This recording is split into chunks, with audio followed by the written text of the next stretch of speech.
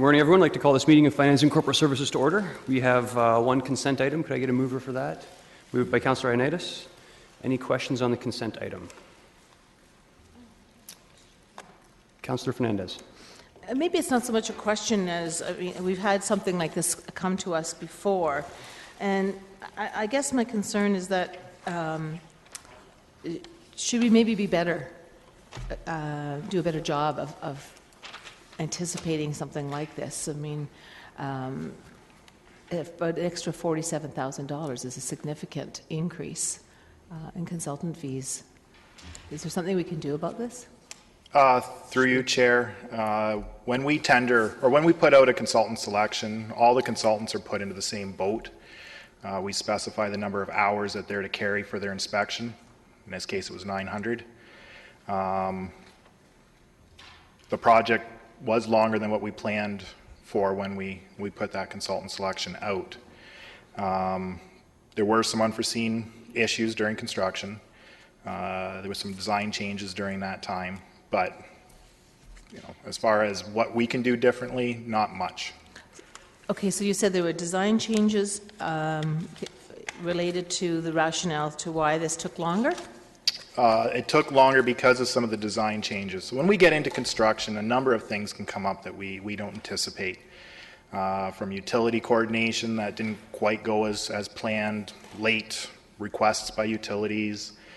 In this case, we had to add a parking area in front of one of the apartment buildings. That was a request that came in very late that we accommodated. Okay, you said a parking area. Why was that not? Why would that have come in late as opposed to at the time of design and tendering? It existed prior to construction. It was something that the design team felt wasn't warranted. It was not shown during the PIC to the public. When construction started, the owner of that apartment building wondered where their lay-by area was. Through some negotiations, we chose to incorporate it. Ms. Houston, you want to add? I just wanted to point out, you'll notice on page 1-2 in the financial implications that these extra costs are fully recoverable through liquidated damages from the contractor. Okay. Can you, that was my next question actually. What does that mean, liquidated damages? Through you, Chair, when we put out a contract, we specify the number of working days that the contractor has to adhere to. In this case, it was 75. We took about 105 construction days.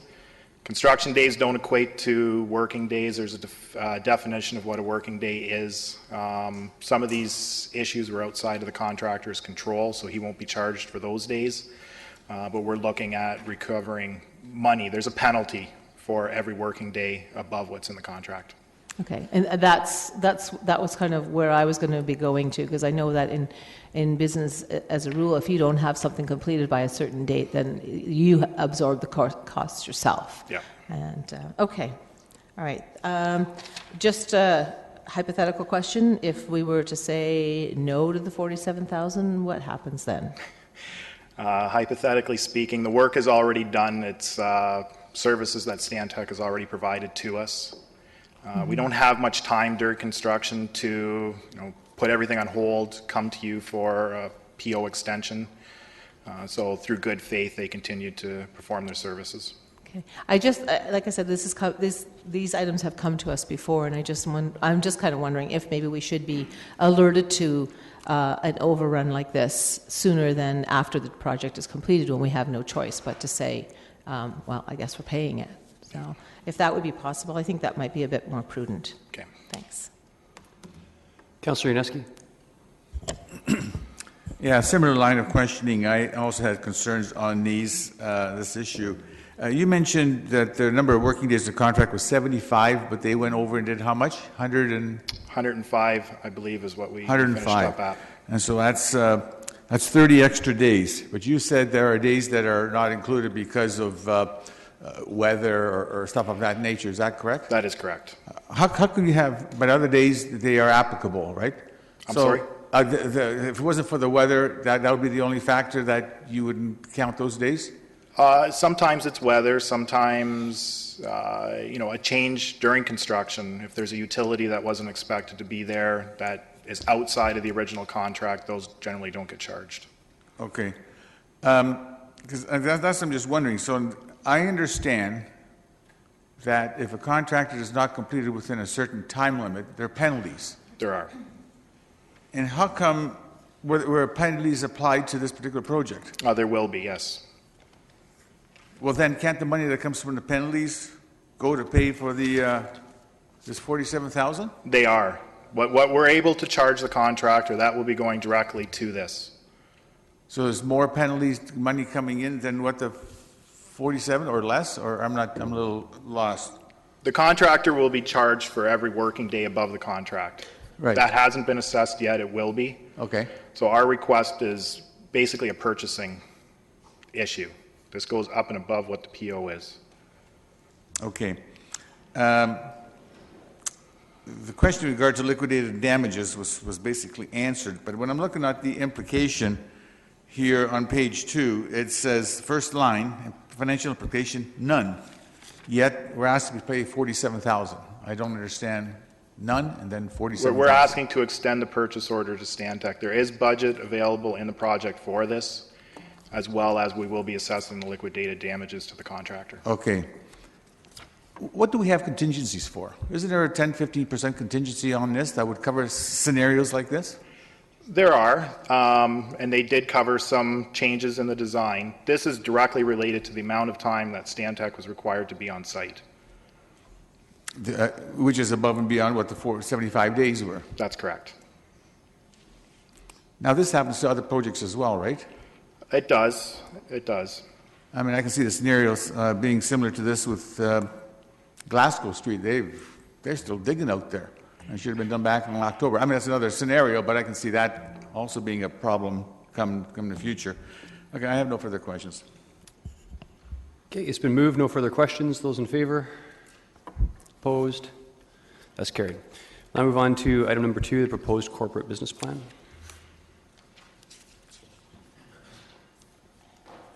Mr. Wilmer. Thank you, Mr. Chair. Just a word of introduction before Laurie Major walks us through a brief presentation on the highlights of the plan. Excuse me. So this year, the Integrated Planning Centre of Excellence has taken significant steps forward in terms of the evolution of the city's business plan as we complete now 2 years of the 3-year project or implementation plan for Integrated Planning Centre of Excellence.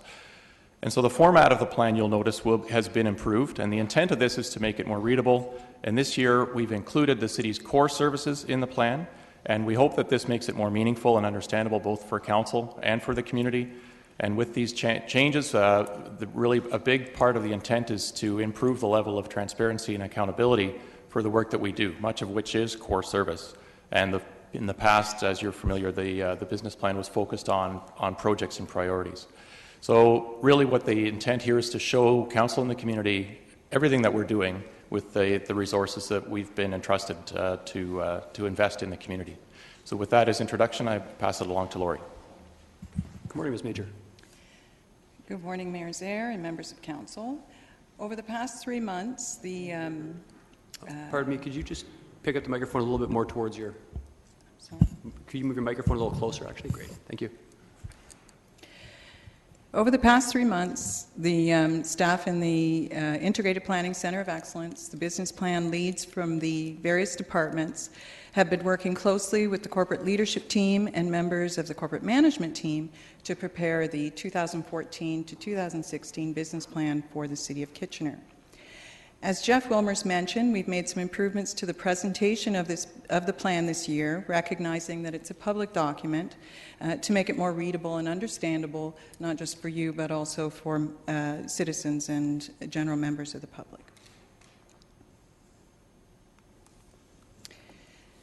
This is a 3-year plan that's refreshed annually and represents a blueprint for the work that will be done by the organization as a whole to make progress on our strategic objectives and continuously improve the city's core services. This business plan includes 45 core service profiles, 24 corporate projects, and 88 divisional projects. This is the first year core service profiles have been included in the business plan with the purpose of providing some perspective on the scope, complexity, and volume of work that's managed through the organization on a day-to-day basis. If you turn to page 2-17, I'll just give you a brief overview of how that information is presented. So we'll be looking at the Office of the Mayor and Council Core Service Profile. For each core service, we've identified the workforce available to support service delivery and the percentage of that capacity that's dedicated to the day-to-day management and delivery of the service. For this service, there are 4 permanent full-time positions, and 85% of that capacity is dedicated to the work that's included on this page. We've provided a summary of the key functions within each service and a brief description of what is involved. So you'll find that near the upper middle of the page as well.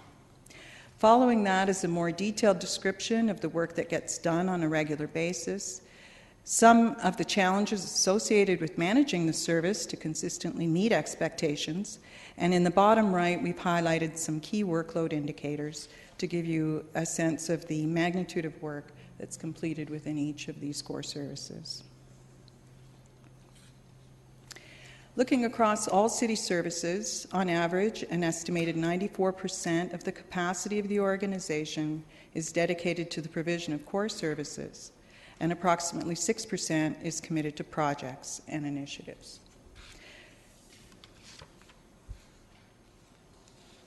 This plan includes a commitment to 24 corporate projects that have been reviewed by the corporate leadership team and ranked from 1 to 4, with 1 representing top priority. And there are 10 new projects on the list this year and 14 that were started in previous years. This list includes those projects that have been ranked as priority 1. And the projects that are priority 2 also include a number of new projects as well as some that are carried over, many of which you'll recognize. These are projects that have the most significant, corporate projects have the most significant impact on the corporation or the community, and they are monitored on a more regular basis through the corporate management team and the corporate leadership team. As well, you'll recognize the Two-Way Go Transit project, and the Queensmount Arena review will get underway this year with the completion of the Leisure Facilities Master Plan. So this year we've also asked that each project identify the primary linkage back to the strategic plan. And when we look at the distribution of projects in terms of how they align with the strategic plan and the objectives that are included in it, more than just over 50% of the projects in the business plan are represented by initiatives related to quality of life, development, and organizational governance. When you include projects that are related to financial management, information technology, communication, marketing, and customer service, that accounts for 85% of the projects that are included in this plan. It's important to note that the core services also contribute to the achievement and sustainment of the city's commitment to the strategic priorities. We haven't yet captured those in the plan. That will be work that we'll do in future years. So the purpose of presenting this to Council today is really just to make it available to you for your budget deliberations as important context for those decisions. If you do have any questions, detailed questions that require clarification, please, I'd be happy to take those and follow through on getting you answers for those over the next few weeks. As you work through the budget, we'll make sure that those decisions are synchronized with the work that can be done within the business plan. And the recommendation of this report is that the business plan be deferred to the meeting of January 30th, 2014 for approval to ensure that it is in sync with the budget when you have approved that.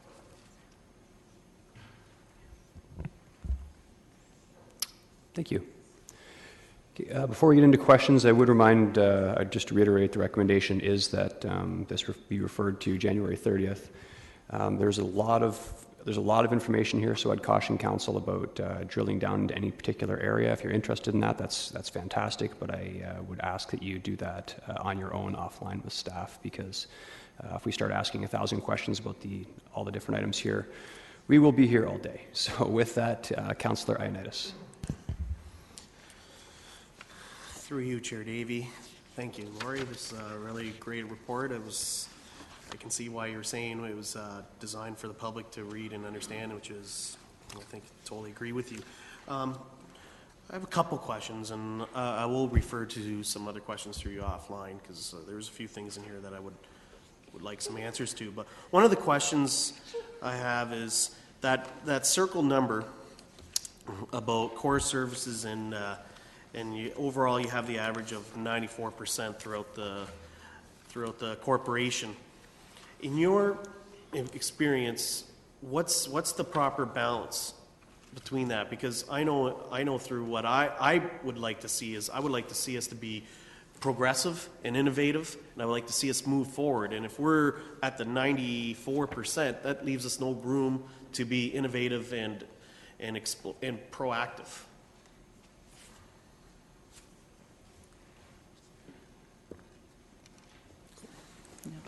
Ms. Major. I think the answer to that question is really up to you as members of council in terms of defining what your expectations are of staff.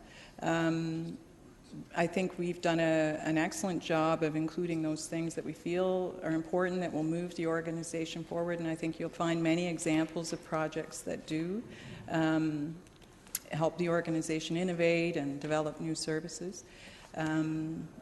So the right balance, I guess, is really up to you, because it is a balance between, resources and the amount of work that can get done, and it depends on how satisfied you are that we are making those kind of progressive steps forward to keep the City of Kitchener in a position of being innovative and relevant for the future.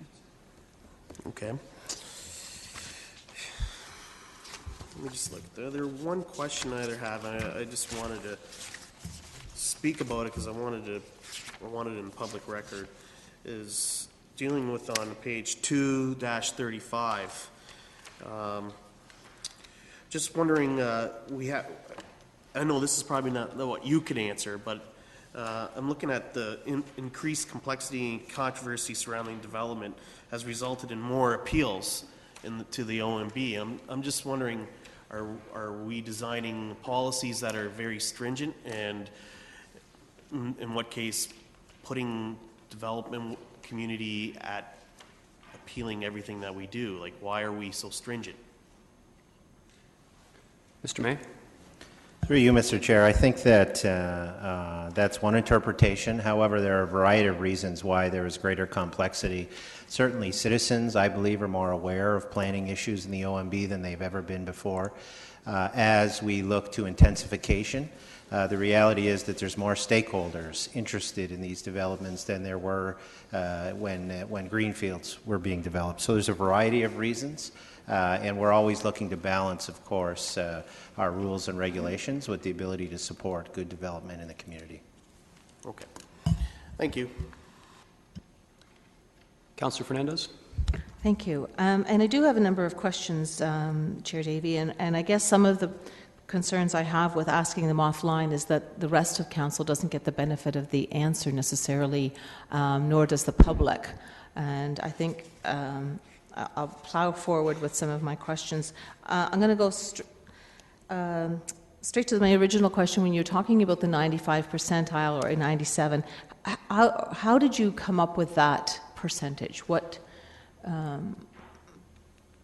is it an arbitrary? I'm sure it's not an arbitrary number, but how did you decide that it was 90% here and 87 there and 95 there?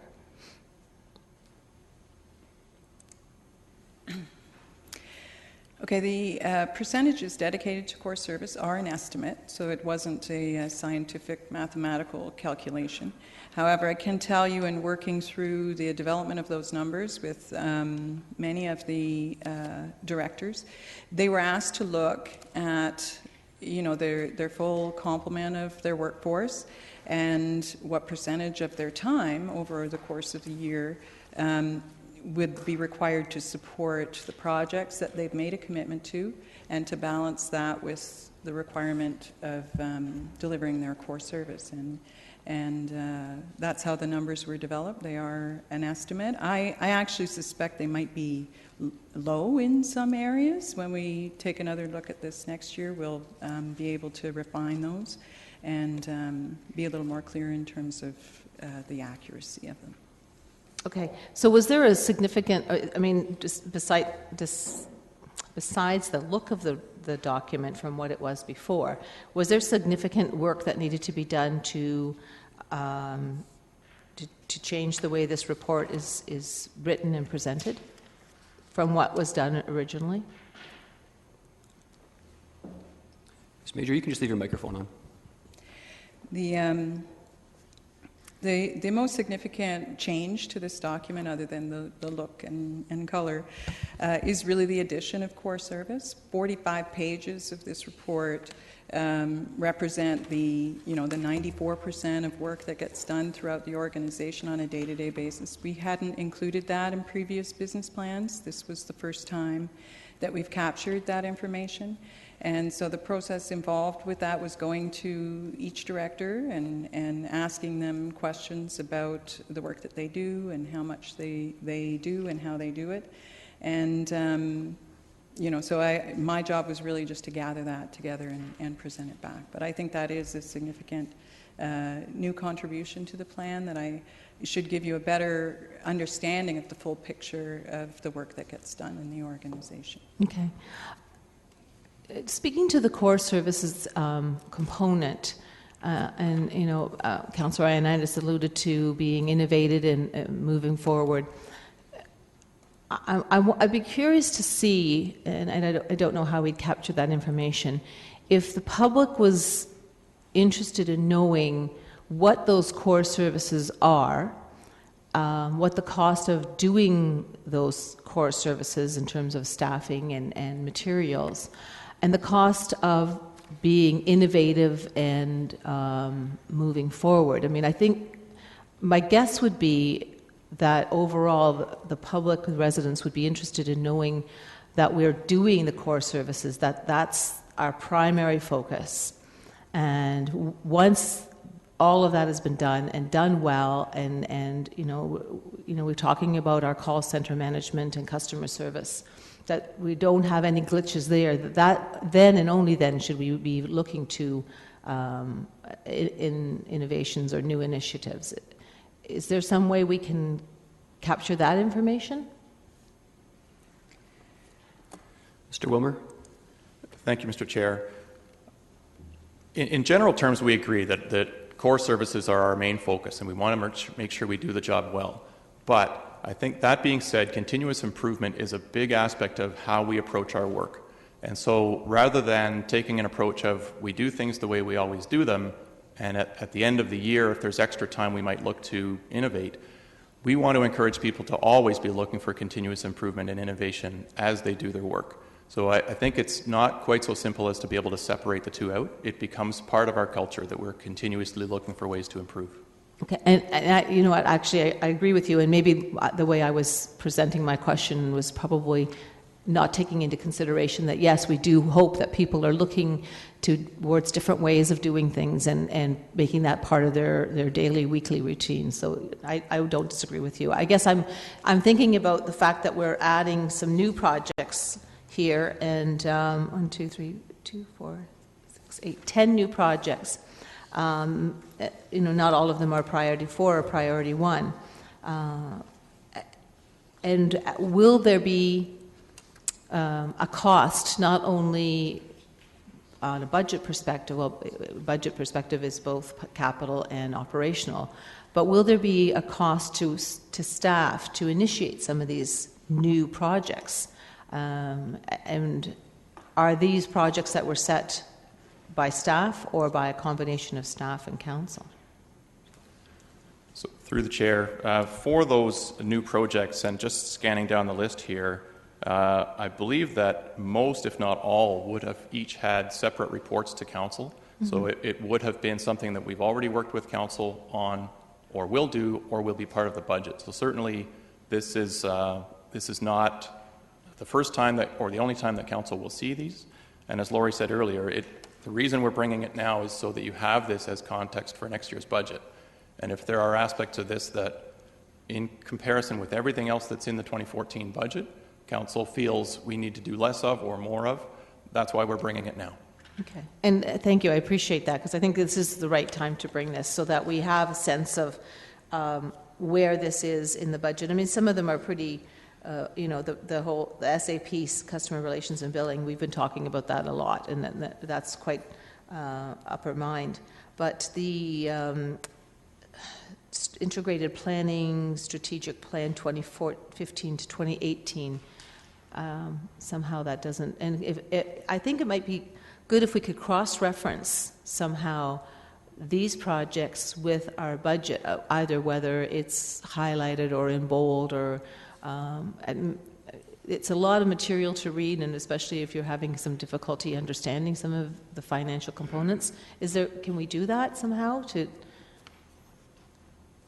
or does it come through an issue paper? I'm just trying to think that we should have that cross-reference point between a new business plan and the budget and where it falls. So through the chair, yes, that's something that we could do as an issue paper to help put this in context for council as it works on final budget in January. Okay, that's great. Thank you. Okay, sorry, just before we move on, I'm interested in that specific point. So could I just get an understanding of what the question is and what we might be seeing back? Because I'm not sure I completely understood it. Mr. Chapman. Thank you, Chair Davey. I believe we did this last year for council for similar reasons. So I'm looking at page 2-7, and if I understand the question, every project that's identified there is a new project. We'll indicate in an issue paper whether or not it's included in budget, and if so, where council can find that referenced. Okay, very good. That's perfect. It's exactly what I was hoping you would do. So just a couple of areas that I noticed, and specifically 2-57 asset management. Was this, from my recollection, I don't remember this being a department with this number of positions in it. Has there been a reorganization in this department? Ms. Houston? Through your chair, Davey, yes, there has been a reorganization. The section of staff within engineering that was devoted to asset management, dedicated towards engineering projects, has been reassigned to report under asset management. And also more recently, the business and support services group at the Kitchener Operations Facility that previously reported directly to me have now been reorganized to report to asset management. And the reason for that reorganization was to better bring together the group that deals with the software into the planning for asset management for the overall corporation, and so we could dedicate staff to that particular purpose. Okay, so does that mean that their focus is also redirected? Or just their, sorry, the word just escaped me. They were reporting, some were reporting directly to you previously, some were reporting directly to Ms. Robinson, so now they're all reporting to Mr. Gross. Is that really the change, or is it more than that? That's the bulk of the change, but creating that reorganization allows that group to coordinate their efforts more consistently because they're working together as one work group. And also the asset management group that was previously dedicated wholly to engineering project asset management has been able to review how they allocate their time and have allocated some time to corporate asset management in addition to just engineering asset management. Okay, so help me understand how there's 3 summer positions for this.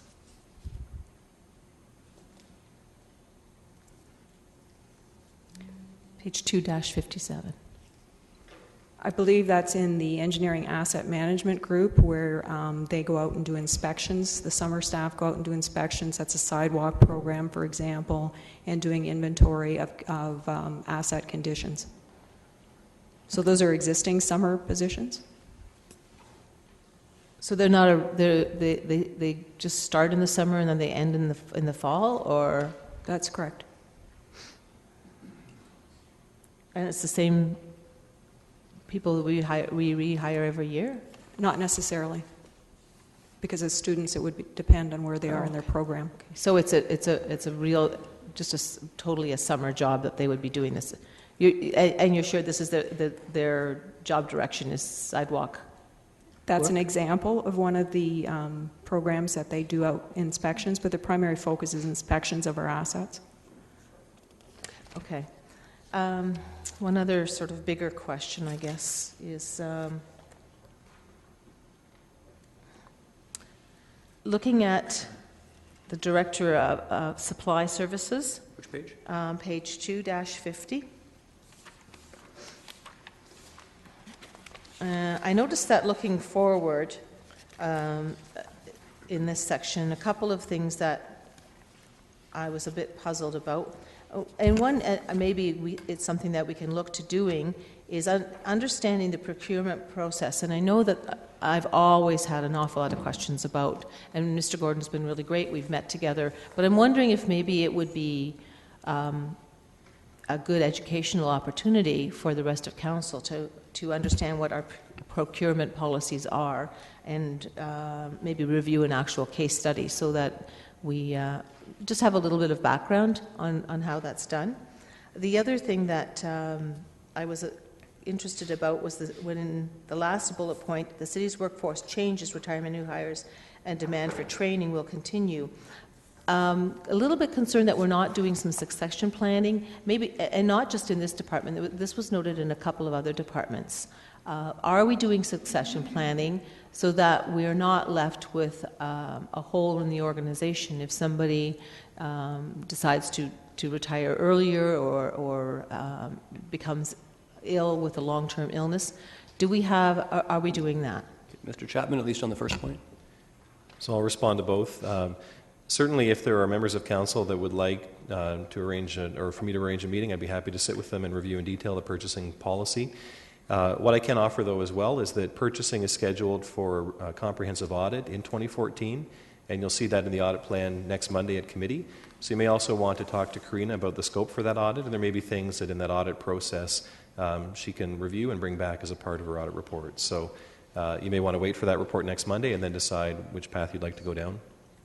In terms of succession planning, yes, we do have a succession planning program. I think that there are a couple of comments. One, our gapping policy doesn't allow for overlap, and so oftentimes we'll either be hiring or promoting internally, but without a lot of opportunity for overlap or cross-training in the role. And I think there's also a recognition that as the pace of retirements increases and the baby boom generation moves into retirement, we'll have a lot more hiring to do. And this simply recognizes the fact that with increasing turnover, there will be an increasing requirement for training, and purchasing does support, to the extent that we procure outside trainers, the purchasing process for that. Okay.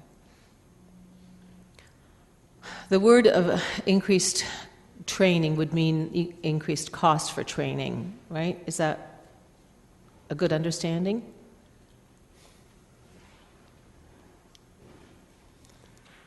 Like if we're hiring new, fresh faces off the street, for example, that they're going to require training in that specific area, but why would we not be hiring people that would have some of that training?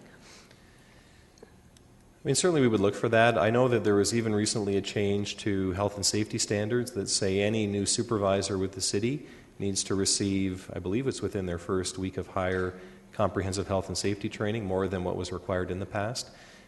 So I think we just see that there are increasing legislated or other requirements for training.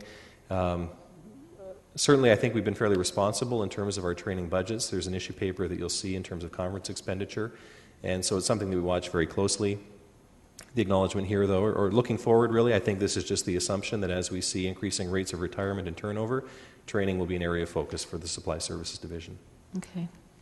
Okay, thank you. Yeah, I'll look to I'll save those other questions for Karina. Just two more quick questions. One under 2-38, under fire. Not sure if this, dropped, just lost my page. Telestaff and mobile terminals. Maybe I missed it, but I didn't seem to see if that was on our priority list, or is this something that's been coming from the past. Mr. May. Through you, Mr. Chair, that would not have been found on the priority list because the priority list which was presented by Ms. Major was for corporate-wide projects. This is specific to the fire department and will be implemented within their own resources. Okay, so there'll be no additional cost for these? I can't speak to whether there'd be additional cost. We certainly have to do that work to find that out, but if there were additional costs, it would come back to council for budget approvals. Okay. So we won't see that in this budget then, in 2014? No, that's correct. Okay, thank you. And the other one, you can stay on, Mr. May, because you'll probably be answering this too. Regarding bylaw, I think that somehow we need to find a way of getting the information to the public about bylaws in terms of how we respond to them and what they're able to do.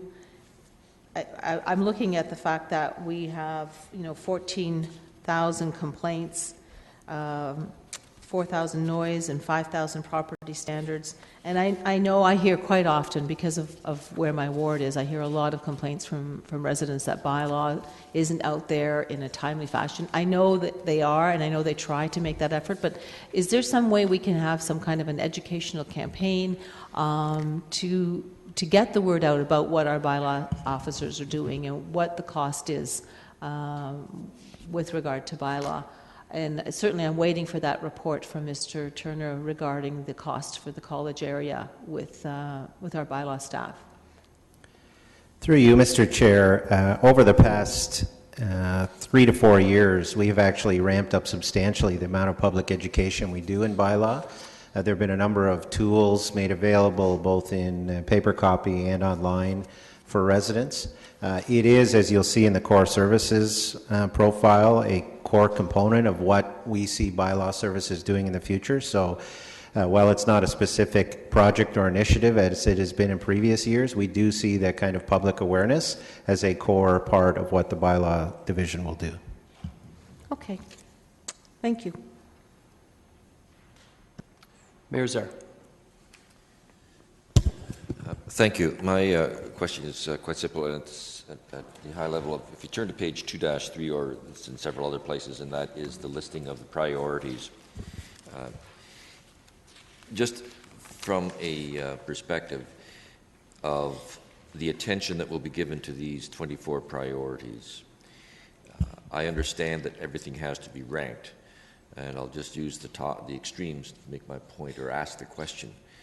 Does it mean that number 1 will get the first attention, and 24, if there's time, will get attention? I'm just trying to understand the level of effort that will go into each of these 24, in addition to the core services, obviously, that are out there, and how this was put together. Not sure who's going to answer that. Ms. Major. Okay, all 24 are priorities and will be given attention as they're managed through the process. The priority ones are ones that were ranked 1 because either of the urgency or the level of risk or the significance of impact. And so while the intention of the corporate leadership team and the corporate management team is to move all of these projects forward, it's the priority is really just recognizing the significance of the project, what's at stake as we move forward with it, and that it's understood as we manage them forward. So if we do have to choose and make decisions about which ones do move forward quicker than others, that's not the plan, of course, but if we do, the ranked order does help us make some of those decisions. Okay. And I presume, or I shouldn't presume, was there, as these were ranked, was it on the basis of the importance of each individual item, or was there a conscious or subconscious effort to sort of spread these throughout the corporation, because there is a fairly good spread of the areas, the divisions that will be responsible for the 24. Was there a consideration to spread this out, or was it based on each individual on its own merits, each individual item? Each project was considered on its own merits, and there was a project proposal put together for each project, and they were reviewed and ranked individually. It just so happens that each department does take some responsibility for moving forward corporate projects, but I think that's more coincidence than by plan. Okay. Thanks, Laurie. Councillor Etherington? Yeah, through you, Mr. Chair, just one quick question, and it sort of piggybacks on what the Mayor was just asking. In relation to the priorities, how set are those priorities? I mean, for example, if something started happening on the Rockway Centre, which has been out there for some time, could that be moved up, or would it be moved up? Could it then take a priority 1 instead of 2? Through the chair, in terms of whether something is a 4, 3, 2, or 1, they're all priorities to go forward in 2014. So I think that the other aspect of this is we are nimble enough to be able to respond to late-breaking issues. So if something is actually not on the list at all and becomes a significant issue in the calendar year, we will find a way to build that into our work program, and sometimes that means bumping something else off. That's where the 3s and 4s come in, because they're likely going to be the first ones to get bumped off. So the casino project in 2013 was an example. Wasn't on our radar at all at the beginning of the year, and then became something of corporate significance mid-year. And the reality is those things do bubble up as much as we try to anticipate them a year in advance. Thank you very much. Councillor Yaneski. Thank you. Following in line of the questioning by Councillor Fernandez, excellent questions, I do want to follow up on a couple of items, and that one of them was which he alluded to regarding direct asset management. And I'm just trying to understand that you mentioned that there's a reorganization of staff, and now there's, according to that particular page in 57, 22 full-time positions and a part-time and 2 temporary and 3 summer positions. Yet, I recall back a year ago when we were being presented to implement the asset management program and move forward in terms of identifying all the assets that we have and prioritizing them and rating them as to how good they are or how bad, need, and importance. We only had one person there, and that was Hans Gross, and all of a sudden there's 22. So I'm just a little puzzled as to how all of a sudden there's a huge shift from one to the other. It was sort of answered, but it still puzzles me. Through the chair, I believe the question was asked and answered, so I'll be brief. There's no new staff in the organization. We have simply reorganized them from where they were reporting to where they should be reporting. And as Ms. Houston pointed out, for the asset management team, which reports to manager Greg McTaggart, their focus was on the engineering division's projects. Now their focus can be on all corporate projects. So we've been able to not only reassign them, but broaden their scope of how they add value to all of the assets we manage. Okay, thank you very much. Referring to that... sorry, just to follow up, Councillor Yaneski, not to put too fine a point on it, but it's the second time now that you've asked a question. You asked a question in the consent item as well that was almost directly asked previously. So if you could focus in your questions on ones that haven't been asked, I would appreciate it. In regard to the 24 priorities, you have about 10 new ones, and these just sort of, I would gather, unfolded this year, that they have now been included. Was there a similar list that we had last year on that, as I can recall? Through the chair, yes, there was. And you'll see that in the chart that Laurie provided, and it's, the page number escapes me right now, we're not only showing you the projects that are new in 2014, but the 3-year plan for 2014, 15, and 16. So there will be projects on there that start in 2015 or 16 that you can see now that will show up as new a year from now. Okay. I note that of the 24 projects, a lot of them, practically all 23 of them are citywide impact type, dealing with the Emerald Ash Borer or the strategic planning or partnership or whatever, and impacts the city as a whole. Yet priority number 24, which is Queensmount, which is rated at the bottom, which happens to be in my ward, seems to be always left at the bottom, that the first 23 priorities seem to be addressed, and then when we look back at this maybe 2 or 3 years from now, it'll still be at the bottom because it's not a high priority. I would have to agree to that, but it'll never move from the bottom of the list. Mr. May on Queensmount? Yeah, through you, Mr. Chair. It certainly was on the bottom of the list last year. That was a recognition that when we did the individual evaluation of each project, it simply did not score as high in terms of some of the evaluations. We put that project on hold last year so that we could complete the Leisure Facilities Master Plan update. That's been completed, and we will be completing the Queensmount review in 2014. It frankly has been a low priority on the radar of enterprise staff for one simple reason. The facility is already well used. And contrary to what is some public perception out there that it's sitting empty many days, we have many recreational users already using the facility. And so frankly, it's operating quite well for us. But having said that, we'll come back to council in 2014 and it will get done. For the overall long-term picture, basically, right? Exactly. Okay, thank you. In reviewing all the different divisions of the city, and I do like the way the report has been written concisely in terms of the services provided, the staff, number of employees in that particular division, and what you do and what you're looking forward to do. In what you're looking forward to do is great in terms of knowing where you're headed on this.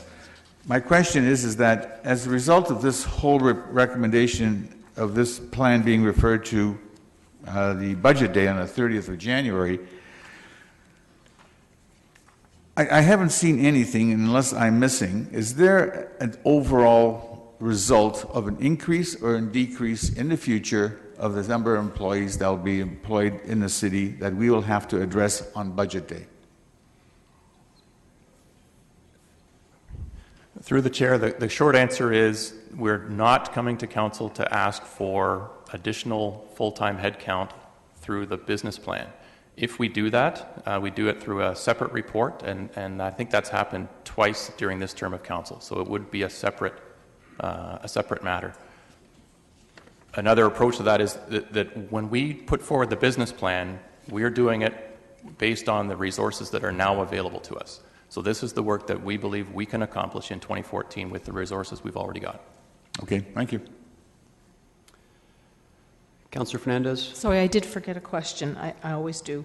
I really like at the back of each section there was the budget impacts to be added after final budget approval. Is it possible for us to have had the 2012 budget number in there as well, so that we could sort of reference the increase from 2012 to 2013, and then, I mean, we can't fill this in until the 2014 budget is approved, but is it possible just to give us a little bit more history on some of these? Could that be emailed out to us then, perhaps? But Or do we have to I was just saying, just another column in this business plan. So then, in 2014, we would see. Like this year, we would see would have seen 2012, 2013. Next year, we'll see 2013, 2014 kind of thing. Do you see what I mean? Okay, one of the improvements we're hoping to make to the business plan next year is to better integrate it with the budget process. So there probably will be some improvements you'll see next year with that. But having said that, I think when you see the plan for next year, we can certainly give you 2 years worth of budget data, so you have that reference at the very least. I expect we'll probably be doing more to help integrate the two, but yes, I'll make a note of that and make sure that when we present the plan next year that you'll have that. Okay, that's great, because I like to sort of see where we've been and where we're going. And the other question I had was, what percentage increase is built into the business plan? Is that a correct question? Mr. Chapman? Through the chair, as Mr. Wilmer indicated, there is no increase required by the business plan. This can be accomplished with an inflationary type increase that you've provided for through the budget guideline. Okay, and that's kind of what I wasn't talking about staff resource. I was just talking about because it takes time and energy and materials to do some of these projects. I just wondered if we needed to have a certain percentage increase. But so you're saying only an inflationary increase has been added to this entire business plan projects and work. I think the key message is that this is being done, proposed within existing resources. So the inflationary budget guideline you provided will allow for that, with the exception of capital projects that may be tied to the corporate initiatives, and that will come back in the issue paper that you'll see. Right. In terms of staffing, just to elaborate a bit further on Mr. Wilmer's comment, the strategic additions you have before you this year do contain some staffing impacts. So there's a bylaw enforcement issue paper, mobile technology, Emerald Ash Borer, and asset management. And certainly those would help us deliver on future years of the plan. So there was a question around fire and mobile computing, for example. There are references to that in future years for utilities. Our comment would be that in those future years, those programs cannot be delivered if Council does not support that strategic addition. So again, that doesn't impact 2014 for the most part, but it certainly does future years of the plan. Okay. And is there an opportunity for Council to say to look at these plans, even though we've had reports and even though many of them we've discussed in the past, it doesn't always necessarily say that we support every one of these new initiatives. Is there an opportunity for Council to say, you know what, we would like you to review, or there's a particular item in this business plan that we think that you're off base on? Is there an opportunity for Council to do that, and when would that opportunity be? I'll let Ms. Major respond to that. One thing we can do in the issue paper that we're preparing is also indicate the staff reports that Council would have seen on the issue previously. So as you've pointed out, you've seen the SAP CIS replacement probably 4 times now, so we can list the dates and the reports at which that was considered by Council. Okay. So, but then my further question is, at what point can we look at these initiatives? Sorry, on page 2-3, and I'm just going to pick totally random neighborhood strategy. If we say, you know what, I don't think we need to be looking at that right now. I think that's something that we should be pushing out. What are the cost implications of doing it? What are the cost implications of delaying it? At what point can we, I mean, my feeling is that we're doing this business plan now so that we have a sense of what's happening in the coming years, and we're prepared for it financially and on all levels. But if there's something that we're looking at and thinking, oh, wait a minute, I want a better explanation of that, I want a better understanding of what that is, when can we do that, and when can we say yay or nay to it? Ms. Major? The report that's before you has requested that you defer the decision on the approval of the business plan until January 30th. And so you have about 6-7 weeks to review and consider the content of the business plan. If you require more information about what's contained in it, you can certainly forward those questions to me, and I can make sure that every member of council sees the question as well as the response. When this comes back to you for approval on January 30th, that would be your opportunity to request changes and vote on that as council in terms of what changes you might like to see in the business plan based on how the budget has progressed, your understanding of the items that are included in the business plan, and what you would like council to approve for 2014 to 2016. Okay, thank you very much. Okay, there are no further questions. Would someone like to move this item? Moved by Councillor Etherington. Any comments? Not seeing any. I had no questions. I just have a comment that I really appreciate the work that went into this report. When I'm going through it and I see the sort of the infographic type way, and they highlighted some of the statistics in the corners and the top and broke it up, it made it really easy to read, and I think it really encourages us to want to go through these reports, so I appreciate it. So with that in mind, those in favor? And opposed? None opposed. Okay, very good. Okay, we will move on to item number 3, the natural gas purchase policy overview.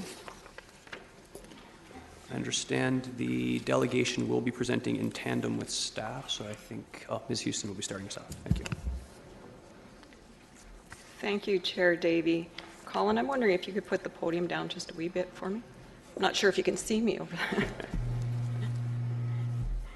Good morning. The purpose of today's presentation is to walk you through our current natural gas purchasing policy, or simply put, how we buy our gas and how the rate our customer pays is set. But before I do that, I'd like to recognize my colleagues in the audience who are all part of the Commodity Risk Committee. From Finance, there's Dan Chapman and Susan White behind me. From Kitchener Utilities, Wally Malcolm, Jim Gruenbauer, Lorraine Bayerjean, and Jaya Chatterjee, who couldn't be with us this morning. We also have the consultants that work with us on our gas purchasing policy. John Voss from Agent Energy Advisors, who will be speaking later in the presentation, and also Angelo Fantus from ECNG, who also plays a role in our gas purchase policy. Our natural gas purchase policy guides our purchasing activity. It's a long-standing policy that was first approved in 1998 and was revised in 2006. I was actually one of the co-authors of both of the original policy and the revised policy. And under this policy, we review our need to purchase gas for up to 5 years in the future.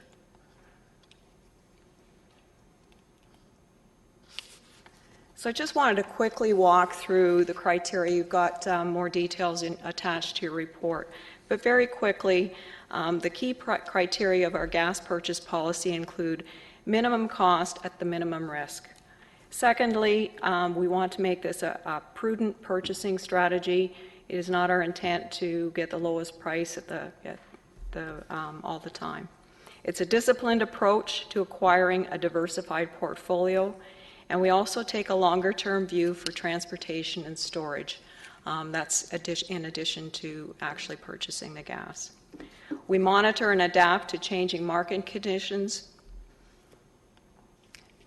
We look to supplier diversity and financial strength, and we make sure that we have assurances in place in case of default of suppliers.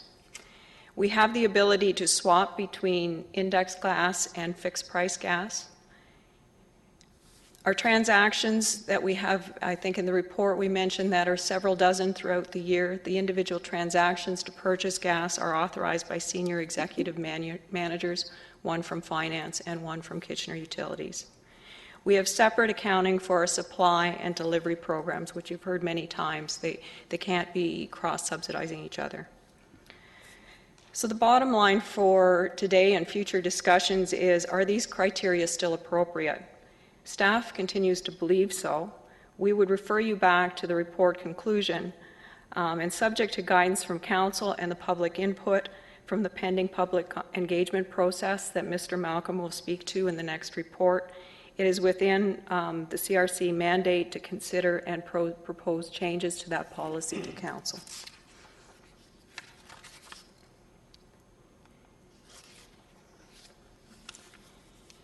The factors that impact gas prices are complex and they're unpredictable.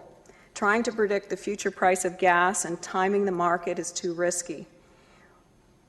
What if you're wrong in that price prediction? We don't do that under the approved purchasing policy. Because the majority of our customers have told us to date that they prefer stable rates, we are very mindful of trying to minimize the risk of higher prices. Risk comes from factors that can push gas prices in unexpected directions. The next 3 slides will show some, but not all, of the unpredictable factors that affect gas prices. Yes. The unpredictable nature of weather. In this case, winter weather impacts the demand for gas in Canada and much of the U.S.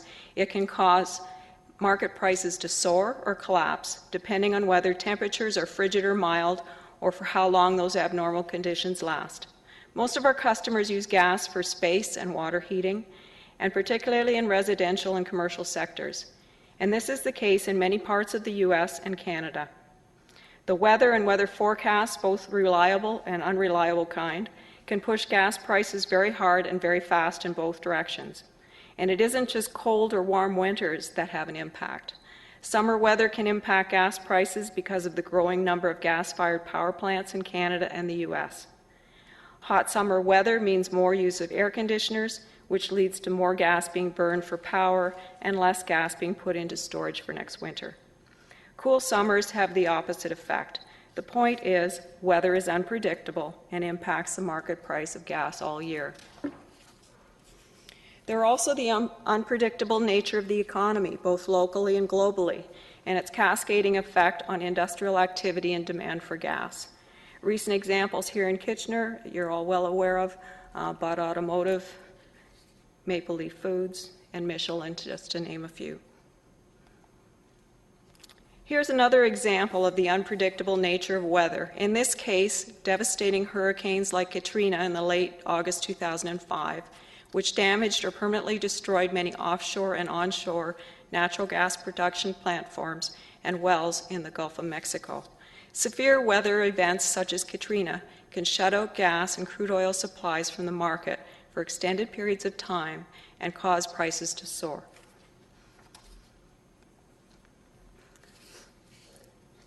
This slide shows, based on the number of customers that we have, that most of our customers are in fact our system gas customers are in fact residential, and they represent 93% of our natural gas customers.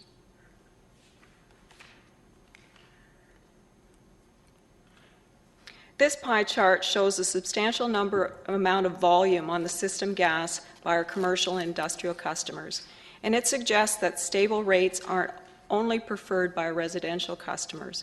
Rate stability and value for money are important for businesses in Kitchener as well. If it wasn't, then these customers have options, even more so than residential customers, and they could vote with their feet and choose competitive gas supply from energy marketers. And that hasn't been our experience in our utility.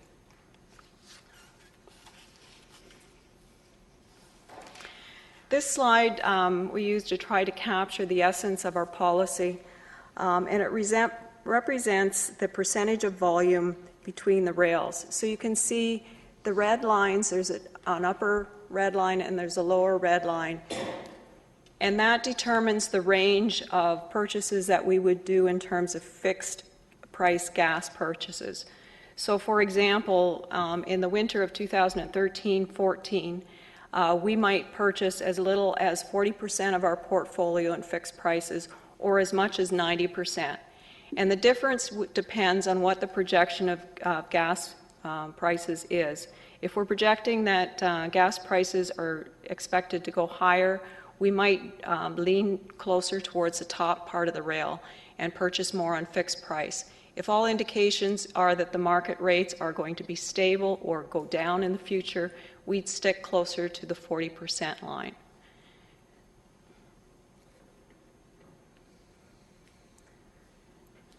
You can see our actual portfolio is actually on the blue line, so that you can see currently there's about 65% of our portfolios at fixed price, and as you go out over the time period, there's a lower and lower amount that's at fixed prices and actually is closer to the lower rail because current projections for prices are relatively stable.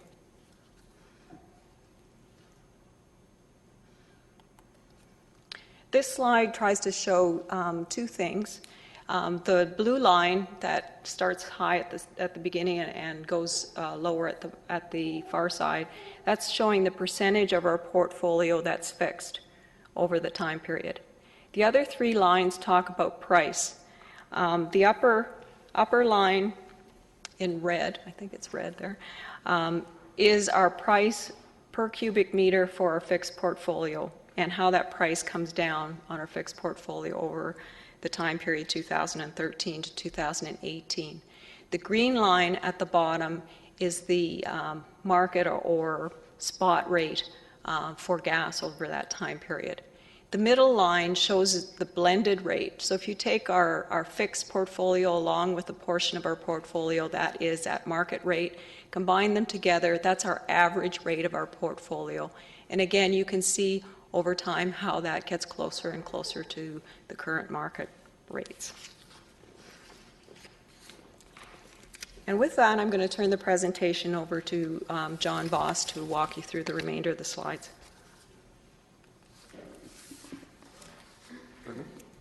Oh, okay. Did questions ahead of time, or do you want to wait till Mayor's there? I'll quickly ask it, but maybe it's best to be holding off. I just didn't understand that last slide and the bottom blue line. Can you just tell me that once more, please? The bottom blue line, if you look at your left axis, it's percentages. Yes. And that line refers to the left axis. The other lines refer to the right axis, which is price per cubic meter. So this blue line shows our fixed price portfolio, so that in 2013, you can see that 65% of our portfolio is fixed, and that compares to the previous slide as well. It was 65%. And over time, the proportion of our portfolio is at fixed rate actually declines right out to 2018. Okay. Thanks very much. I don't want to get into the details. I just want to understand. I'll look to the other three people that have, before we continue, that have clicked in. Can you wait until the end of the presentation? Yes, very good. Good morning, Mr. Voss. Good morning, Chair Davey and committee members. Thank you. The purpose of the next few slides is to put into context the Kitchener Utilities gas rate in the context of market prices and other rates available in the market. The red line on the graph shown here is a history of gas prices in the marketplace, the Alberta price for gas month to month over the last 10 to 12 years. The volatility in those prices is obvious there. You can see on the left side of the graph that in the 2002 timeframe, the gas price moved from 10 cents a cubic meter to over 40 cents a cubic meter within a 12-month period of time. The graph also shows three fairly distinct periods in gas price movement over the last decade or so. You can see from the period from the left of the chart to around January 2006, late 2005, a very volatile period, but also generally rising trend in the gas price. And the peak in that late 2000 timeframe is exactly the hurricane that Ms. Houston referred to, Hurricanes Katrina and Rita in 2005. From late 2005 to mid-2008, the market was generally moving sideways, but still you can see significant volatility. And the peak in 2008 that's shown there was the financial market peak in July of 2008, when most commodity prices peaked and then subsequently collapsed with the financial market meltdown. The period from that point to the right of the graph is the recent trend of declining gas prices, and that's been driven by recession coming out of that financial market meltdown, the advent of new supply related to shale gas, which I'm sure you've read much about, and a little bit in the 2011-2012 timeframe, that dip there related to the very mild winter of 11-12. The mildest winter in about 100 years for most of North America. The blue line on the chart that I've just added is the Union gas rate over that period of time. To the left of the graph, Union was involved in applying some price risk management activity, but from 2008 on, as stated in the report, they were not actively engaged in any gas price behavior. But you can see throughout the whole period that the Union gas rate generally follows the market rate with a bit of a lag. The Union gas price being very high when the market price is high or following a peak in the market price, and declining following decline in the market price. So again, you can see if you look in the 2002 timeframe, Union prices or rates in the 15-16 cent range. By early 2003, closer to 27, 28 cents per cubic meter. The dark blue line that I've added now is the Kitchener Utilities gas rate over the same period, and you can see a much greater degree of stability in the Kitchener Utilities rate. Through the period, particularly in 2004 to 2006, you can see that the Kitchener Utility rate was significantly below the market price and below the Union gas rate through significant periods of time, when the fixed prices within the Kitchener Utilities portfolio were protecting consumers in Kitchener from those market price spikes. You can also see that since 2008, when the market declined significantly, the Kitchener Utilities rate has been above the market price, largely due to fixed prices entered into prior to 2008 for gas to be delivered in the post-2008 timeframe. So one of the key objectives of this slide is to show that the behavior of the dark blue line for Kitchener Utilities and the lighter blue line for Union is different, but the two programs were following different objectives. The line just added on the right side of the chart there is the price for the LAS gas program, which is a gas program offered by the Association of Municipalities of Ontario. The participants in that program are generally municipalities buying for their own use within the municipality, civic buildings, etc. The AMO program is managed by a different set of advisors and obviously a different guiding mind, a different organization altogether. But it has a similar objective to the Kitchener Utilities program in terms of providing stability to a price risk sensitive set of consumers.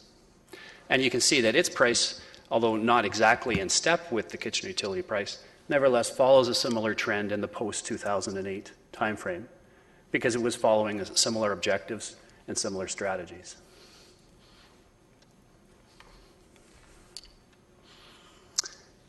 As Ms. Houston alluded to, consumers even residential consumers within Kitchener have competitive supply options from retailers. This is a screenshot, a recent screenshot of a website that provides retail prices on offer from retailers. One retailer in particular had their price posted there. There are others offering prices in Kitchener, but they're not obligated to post their price on this site. The key point here is that the prices on offer through the retailers for the 3 to 5 year time frame are in the 20 cents per cubic meter range. And if you look back to slide 11 that Ms. Houston produced, you'd see that the projected price based on for Kitchener Utilities for that time frame, the 3 to 5 year time frame, is about 14 cents per cubic meter in that range, based on current forward prices and the fixed prices already in the Kitchener Utilities portfolio. So the retailer prices are at a significant premium to the currently projected Kitchener Utility prices for the same period.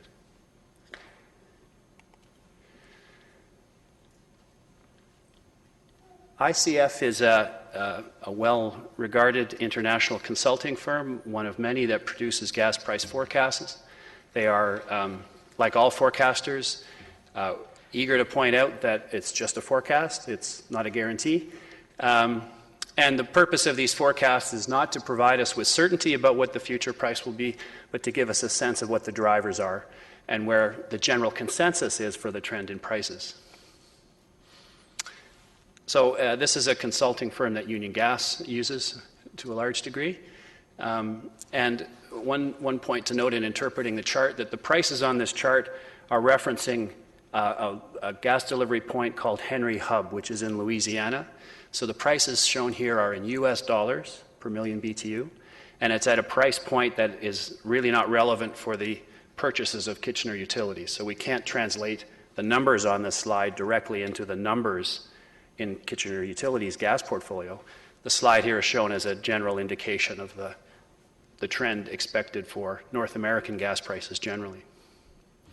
So the dotted line shows the recent history, including what ICF calls the perfect storm, and that is the recent depressed nature of prices driven by the recession coming out of the financial market upset in 2008, the advent of shale gas supply, very prolific amount of new source of gas supply over the last several years, and the very mild winter of 11-12, those three factors together. But ICF shows a period in the next few years of supply rationalization. It is said in the market that the cure for low prices is low prices. So producers tend to cut back on production when prices are very low. ICF is expecting a bit of a rationalization in the supply side.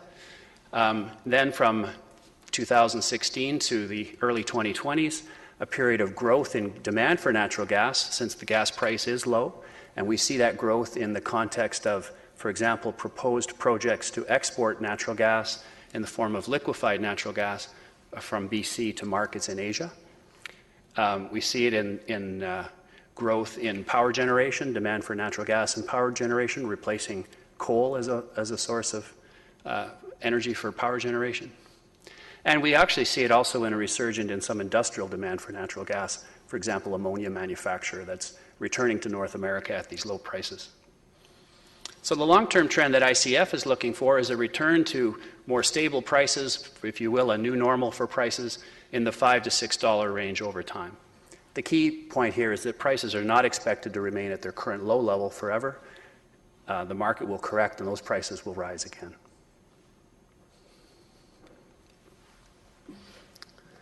Those are my slides, Mr. Chair.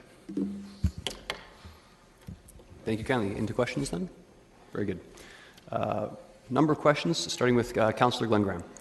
Thank you very much, Chair Davey. And I'll just ask, perhaps, Ms. Houston, there was 3 factors alluded to in terms of the unpredictability, 3 factors, and I got 2. Weather, economy, was there a third? I thought you mentioned there was 3.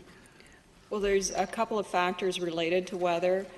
One was related to the short-term price and volume, which relates to the weather forecast in the short term.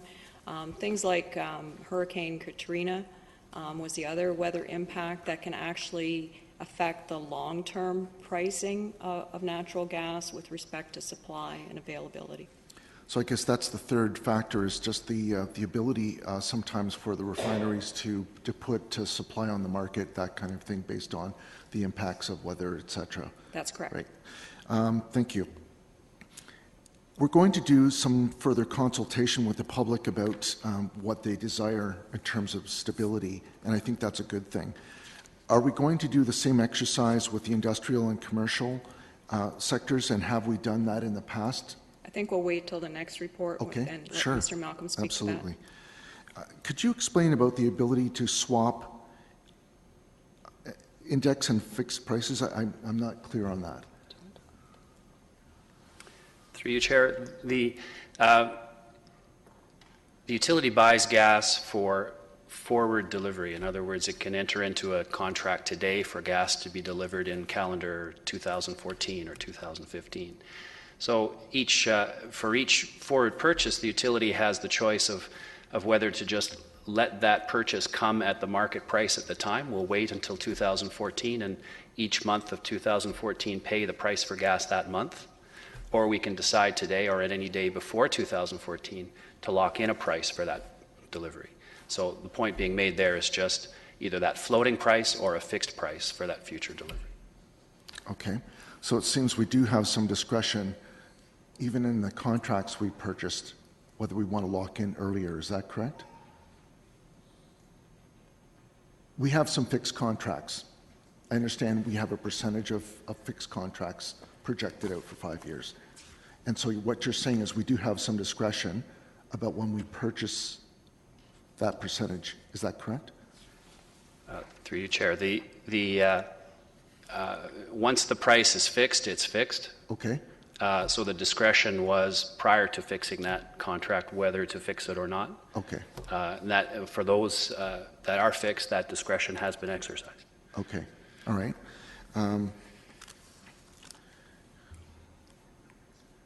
Is it possible to have some kind of a hybrid approach where we would just purchase at the lower end? Because you talked about a projection, we look at between 40 and 90% of what we buy as a fixed amount. Is it possible to say we're going to only purchase at the 40% range going forward, and that would be almost a hybrid approach where we would say we're going to purchase the rest on the open market? Well, that is some of the decision-making that we already use when we apply the current policy. So there is that flexibility within the current policy. And it's basically the projections and the information that we get from the industry, from our consultants, as well as to what we project the pricing is going to be in the future, that will determine which end of the rail we actually veer towards. Right. I guess what I'm saying is if we got some feedback from the public that they wanted some stability, but they were open to some market flexibility, that might be a way that we would have some flexibility, but also have some lower end of fixed pricing at the 40% range. And certainly, customer feedback is one of the things we would take into account in determining that percentage. You're Right. correct. I think that's it for now. Thank you. Councillor Ioannidis? Thank you for your presentation. My question is to Mr. Voss. Can you, for the benefit of council and the viewers that will be watching this on stream, your background? Certainly, Mr. Chair. I've been in the natural gas business for 31 years now. First in the pipeline business, gas marketing, gas storage. More recently, for the last 15 years or so, in a consulting capacity, advising large consumers of natural gas on their purchasing strategy. So, would you consider yourself an expert? Yes. So, would you consider gas prices to be predictable? No. Okay. Can we go to this slide right here with just the market rate?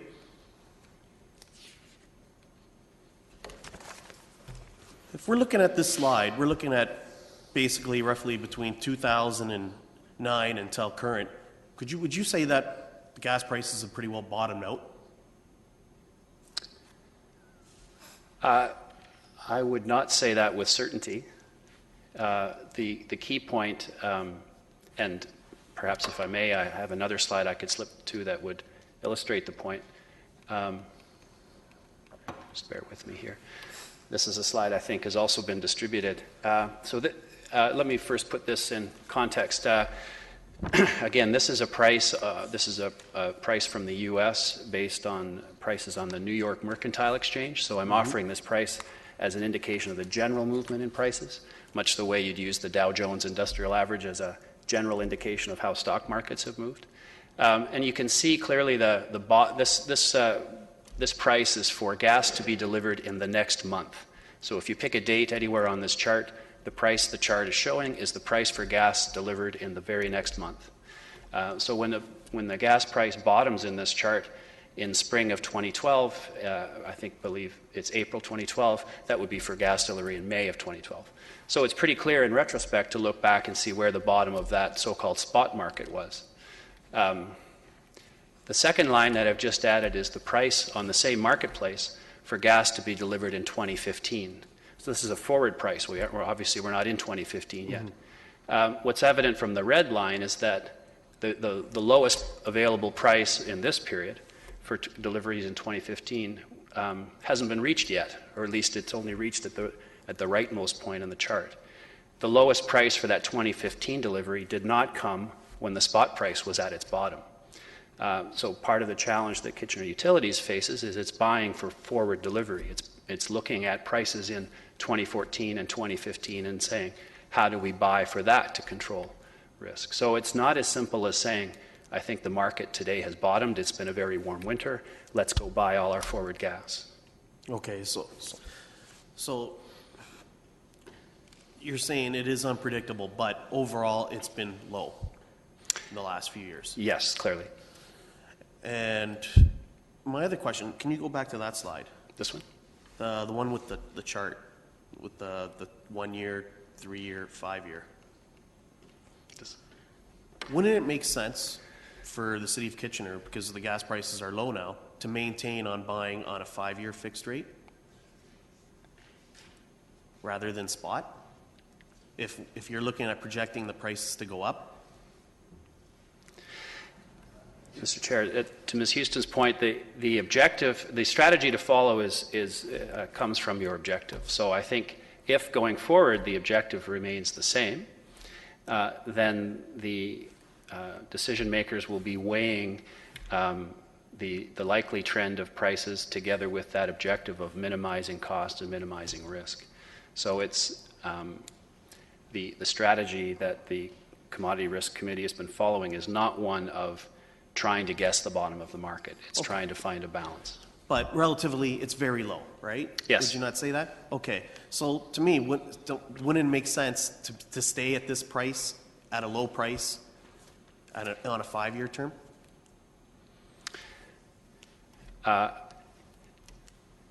It would seem to me to make sense to avoid having the price rise, but that doesn't necessarily mean that the appropriate strategy is to lock it all in at current prices. I think the ideal strategy would be to be able to exploit further declines in prices if they come, but protect against increases. Okay. So to go and lock in a whole bunch of supply takes away the opportunity for a decline at the same time as it's taking away the risk of a rise. So I think what the committee is trying to do is to strike that balance, guard against losing what's there, but not give up the opportunity to do better. Okay. My other question is, how relatively do you think that the markets would dip from its current path right now? Like, it doesn't seem like it's going to fluctuate any more further down than the way it is. Like, it may go a little bit, but other than that, it doesn't make sense to keep a whole lot there on spot just to save that extra dollar, when overall we know the markets are going to go up over a 5-year time period. One of the trends that's been evident in the last several years, while this spot price, let me go back to this. Well, actually, let me go back to this chart. So one of the trends that's been obvious through this period of time to the right of the chart, where the red line is low and relatively stable, is that the forward price for gas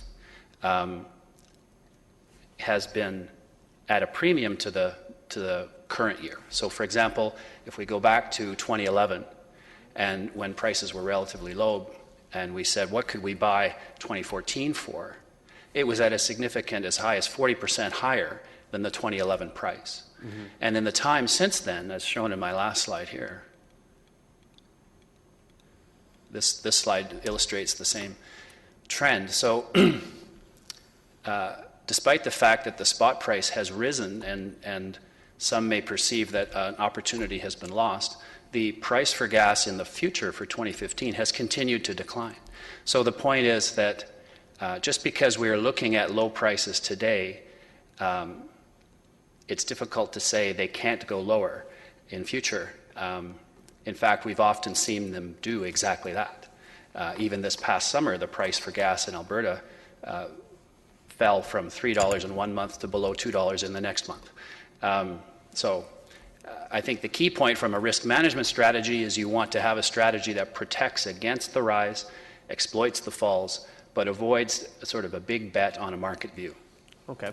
So in your opinion, our current strategy right now, do you think it's a good strategy or do you think it's a bad strategy?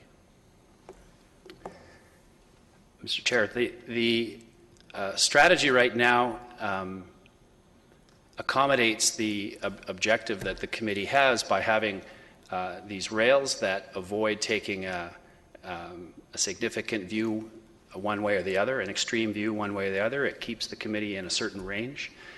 As shown in the earlier chart, right now the position is at the low end of the range, reflecting the view that prices are relatively low and stable. There's not a lot of risk. The committee has been looking very hard over the past couple of years at adding sophistication to the strategy in terms of how to make decisions within that band between the rails. Where should we be to achieve this best trade-off between price minimizing and risk minimizing? So I think, given the strategy that's presently before the group, I think the objective, that is presently before the group, I think the strategy is an effective one, as being well applied. Okay, my last question is, when we saw the last slide there, was what, between 1 year, 3 year, 5 year? Is there any greater terms of purchase? To my knowledge, longer than 5 years is rare. There may be some retailers offering it, but would it be at a higher premium? I expect so, yes. Okay. And not a very competitive marketplace, since it's rarely offered. Okay. Thank you very much. Councillor Singh? Yes, and through you, Mr. Chair. So I appreciate the last bit of questions. I had some similar, and your explanation has kind of broaden my understanding as to what our current policy is and how, if you look at an overview, it just, in today's time, we may not be getting the best value, but over long term, and this is what answered how I perceived your answers, that over long run, the current policy will start to give better benefits to our customers because of its ability to, I guess, maximize on the discounted rates when times allow, and at the same time allowing for, I guess, ensuring that we limit our risk as well. Is that correct? Mr. Chair, yes. The objective remains trying to balance between price minimizing and risk minimizing and striking the appropriate balance for that. Okay, all right. So the follow-up questions to that would be, how many gas distributors would there be nationally? Would you have that overview?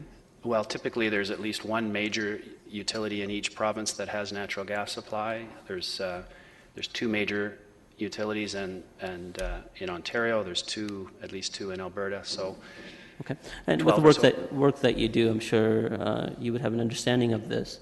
How many do a similar price setting as us? I'm sorry, I don't actually have that information, but I know of. Are we one off, or are we? There's at least one other in Ontario, Kingston Utilities also. As for other provinces, I can't say. Okay, all right. Well, for Gaz Metro in Quebec may also be involved in a price risk management program as well. As further reports come on this, as to if there is a need to change in a policy setting the way we purchase, perhaps this information would be helpful for me at least to know, what's done nationally, to see that, do we have something right where we're one-off, or there's two firm schools of thoughts, it's a 50-50 split, or perhaps other are no better, and perhaps we're missing something. Ms. Houston, in your presentation, you showed figures, and that was encouraging for me to see that our purchasing policy is supported by our industry and the commercial sector as well. But on the other chart previous, you showed that industrial is 1% and commercial 6%, and residential customers being 93% of the gas that we sell. Do we, of the number of customers that we have, yes, corrected by Mr. Mayor Zaire. Do we know in the industrial sector how many are with us and how many do purchase through a third party?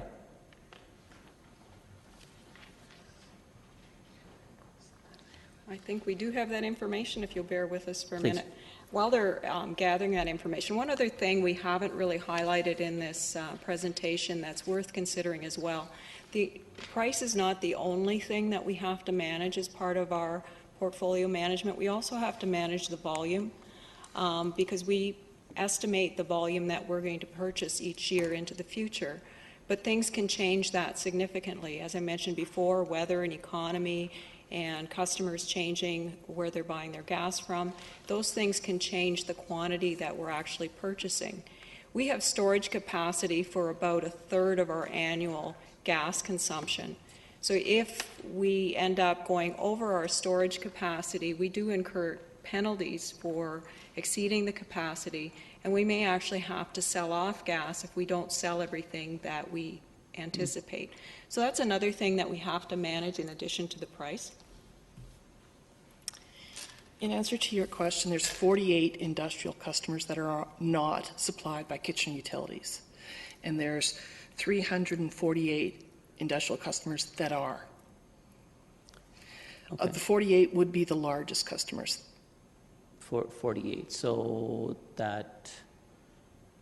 Okay. All right. So have we? Ms. Houston mentioned that as a survey of our customers as to what their wants are.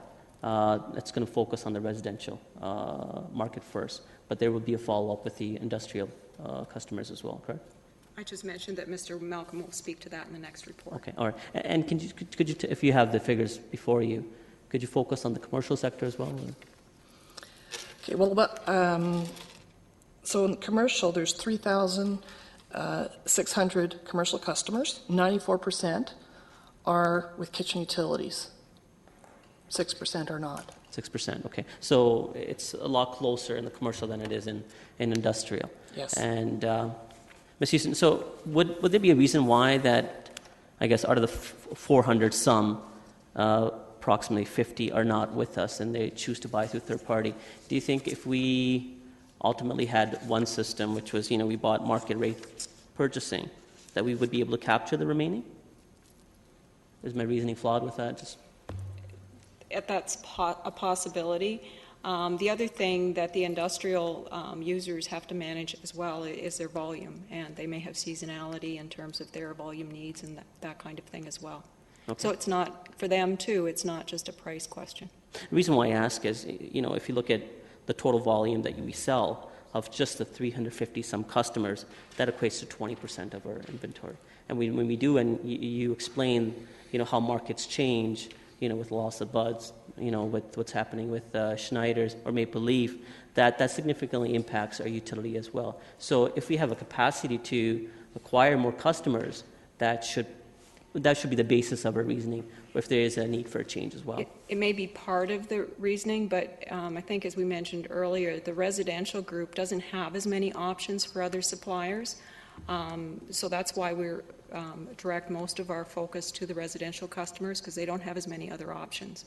The large industrial customers do have options More to purchase options. on their Okay, own. good. That's relevant information. I look forward to hearing exactly what we have in mind with a future engagement with our industrial customers. Last bit of question. So right now, we have stability rate setting. If we were to ultimately change to a system that we did before, what type of staff resource? Would there be additional staff resources required? Because obviously we would have to monitor far more frequent than we do right now with what's happening with the market rates. Just before we get to that question, Mr. Chapman, you wanted to clarify the last point? Just on the last point, I wanted to make the point that those industrial customers that are not buying supply through the utility are still customers of the utility. So they do pay delivery charges, and that's the for-profit portion of the enterprise. So there would be no benefit to the utility to have them come on the supply program. In fact, it may make managing the volumes even more challenging for the utility. Okay, all right. Thank you. That's really helpful. All right, and you know what? Even the later question is not really relevant for today's report. That's something I'll ask later on. Okay, thanks. Councillor Fernandez? Thank you. Just a point of, I want to make sure I understand. Mr. Voss, you're an independent consultant, right? Is that? That's correct. That's correct.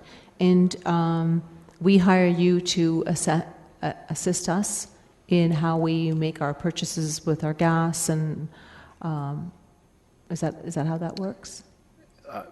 Yes, we've been hired primarily to focus on the risk management strategy as opposed to the mechanics of buying the gas. Okay, great. Thanks for that clarification. So I have a number of questions, and I just want to make sure I understood this correctly, because on page 3-4, it says the Kitchener Utility Supply Program is a not-for-profit. And then I just heard Mr. Chapman say the delivery is the component of this, where we make our revenue. Is that correct? The gas supply program is a not-for-profit program, and we're not allowed to cross-subsidize between our supply program and our delivery program. Our delivery program is the source that we generate the dividend back to the city from. Okay, so my understanding is correct. So That's if we are correct. charging a particular price for supply, that supply has been set by the Energy Board? The supply rate is based on the CRC committee review of our portfolio going forward and recommending a rate to council. So you, as council members, do set the rate for our supply program. At the suggestion of? Of the CRC committee,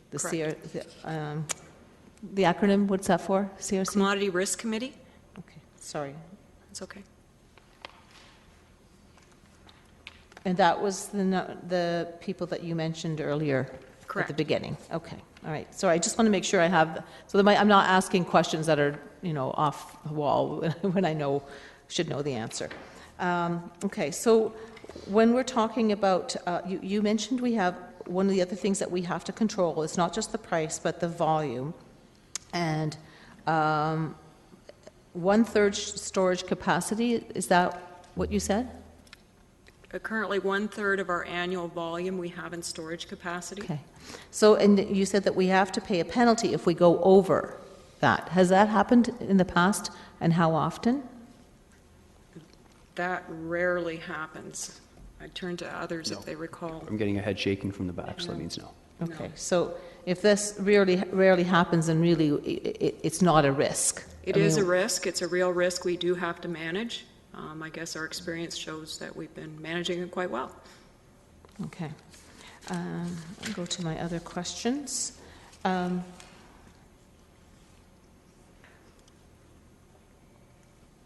Those are more comments. I just want to make sure that will we have an opportunity for comments after? We will. This is an important issue. Okay.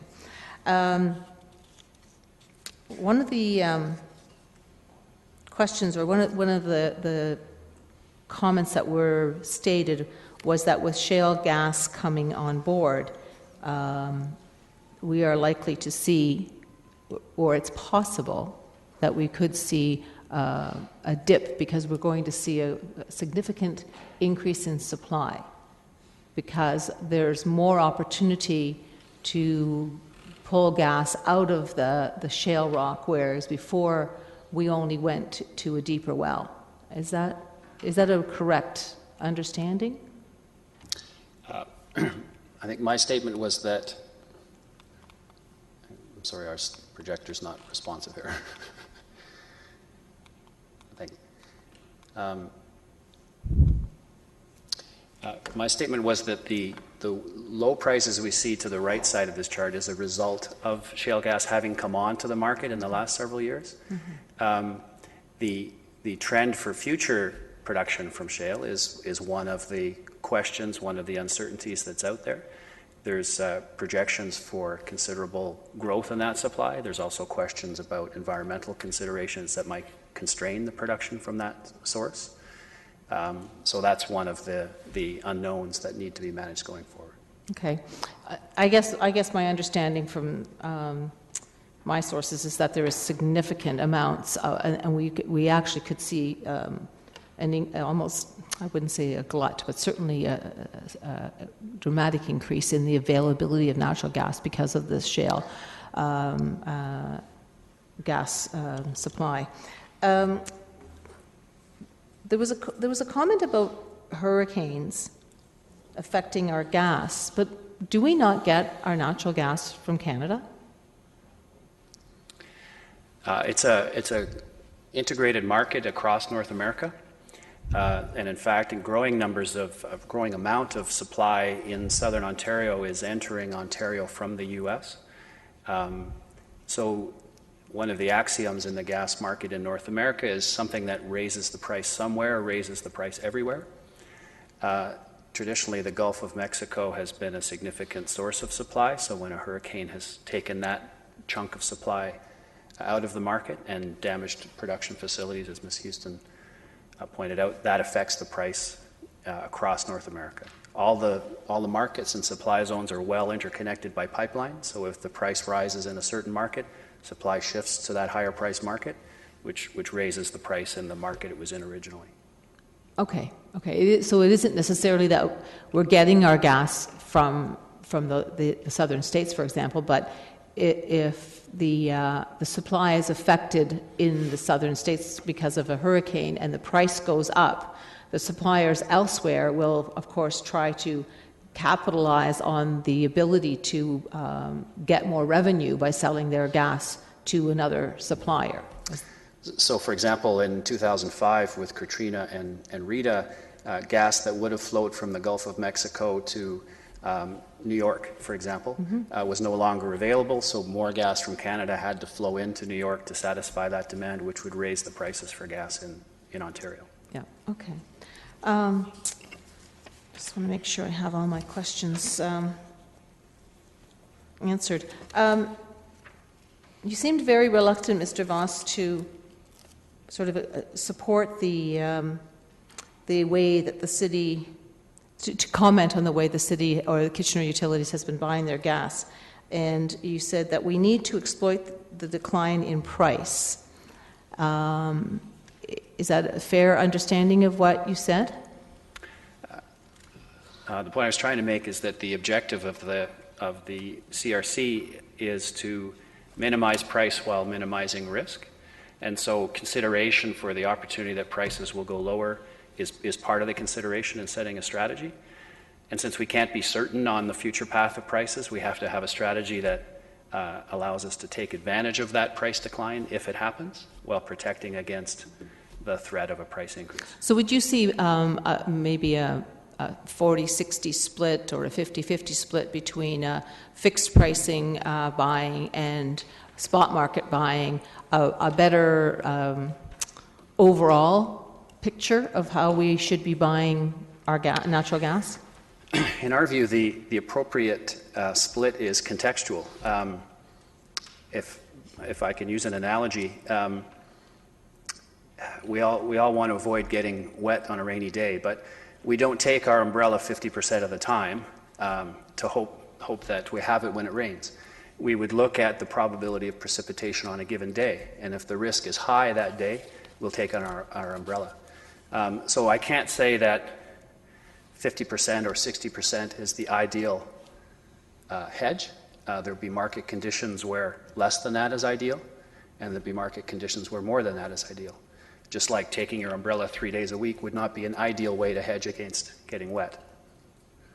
Okay.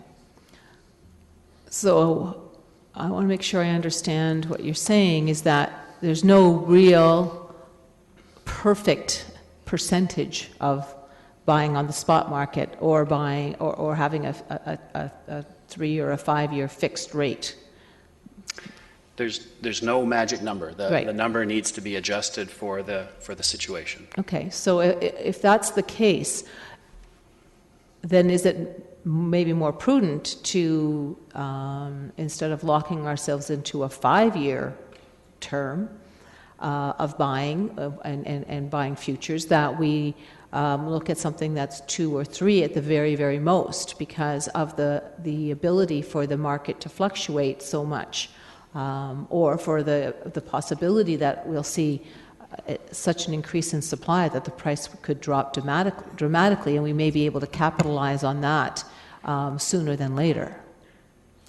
It's my understanding that the policy in its first implementation many years ago was a 3-year horizon and became a 5-year horizon. So that's certainly one of the variables that can be adjusted in reviewing the policy. The rails approach is designed to allow some degree of decision-making discretion in terms of where we are in the marketplace and how hedged we need to be between the two, the upper and the lower limit. And just to clarify, this was sort of answered by when Councillor Ioannidis asked as well. But yes, if you buy 3-year and then the prices go down, that's great. But if you buy 3-year and the prices go up, then instead of having that 5-year gap, it's pure speculation in terms of whether it goes up or down. Right? I understand that. No, I understand that.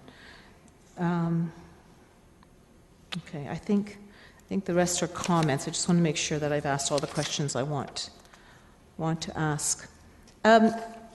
I suppose this is a bit more of a question too. On page 3-9, you talk about the analogy of a homeowner not knowing the interest rates and locking in.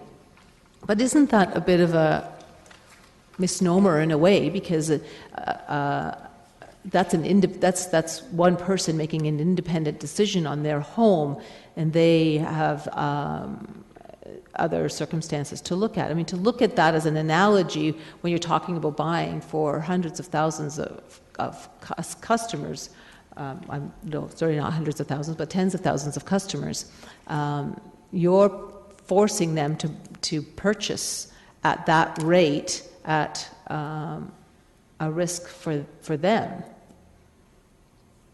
The analogy was simply used to show that there's fixed and variable pricing in the market, and that both markets are subject to fluctuation.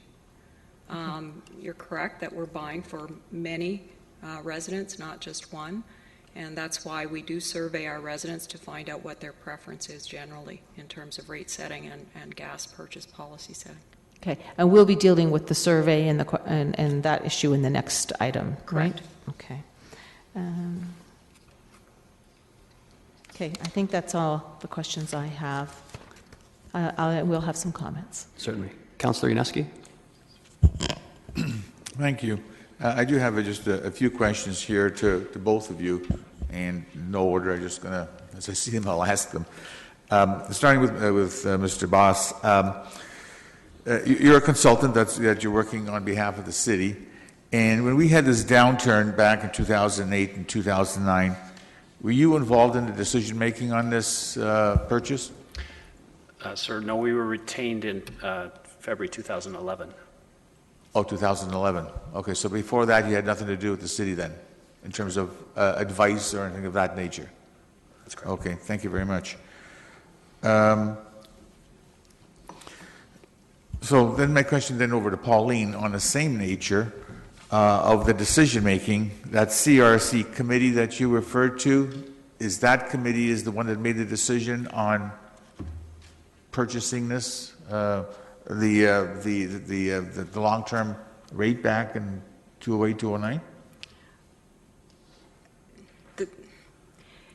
Our gas purchasing strategy and the oversight that we've provided has evolved over time from its inception in 1998. So the CRC committee was formally put in place in, I'm looking to others, what year was it put in place? The year of the CRC committee was put in place? Early 2011. Prior to 2011, the key people that would have been involved in our gas purchasing policy would have been ECNG, which is the other consultant that we use in terms of natural gas procurement, myself, Mr. Chapman, Mr. Malcolm, Mr. Groombauer, Ms. Bayerjean, and to a lesser extent, our financial analyst. So there was a more informal approach prior to 2011 when we put together the formal committee, and that was a recommendation from an audit that was done on the gas utility at that particular point in time. Okay, I appreciate that. In terms of maybe some history, when did we start as Kitchener Utilities purchasing gas as a utility? 1998? 1898? 1998. Oh, he said 1898. What did we do before that, before 1998? The environment was different prior to 1998, and we purchased all our natural gas through Union Gas. Oh, is that right? Oh, okay. I didn't know that.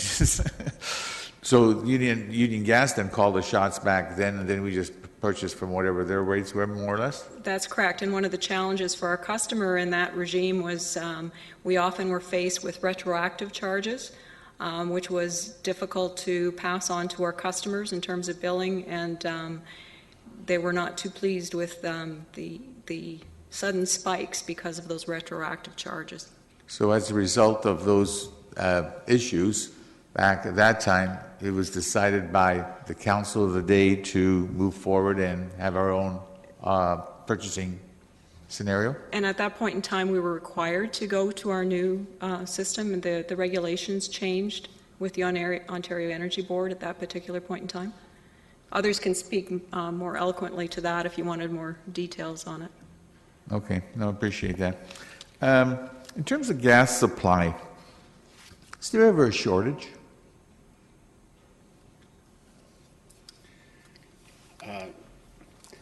Shortage normally manifests itself in just higher prices. So that's a reflection of scarcity, allocating supply to whoever is prepared to pay the most. So if by shortage you mean our pilot lights going out, that's typically just the consequence of a very local impact, a ruptured line locally, but continentally we haven't had failure of supply. We've had tight supply from time to time.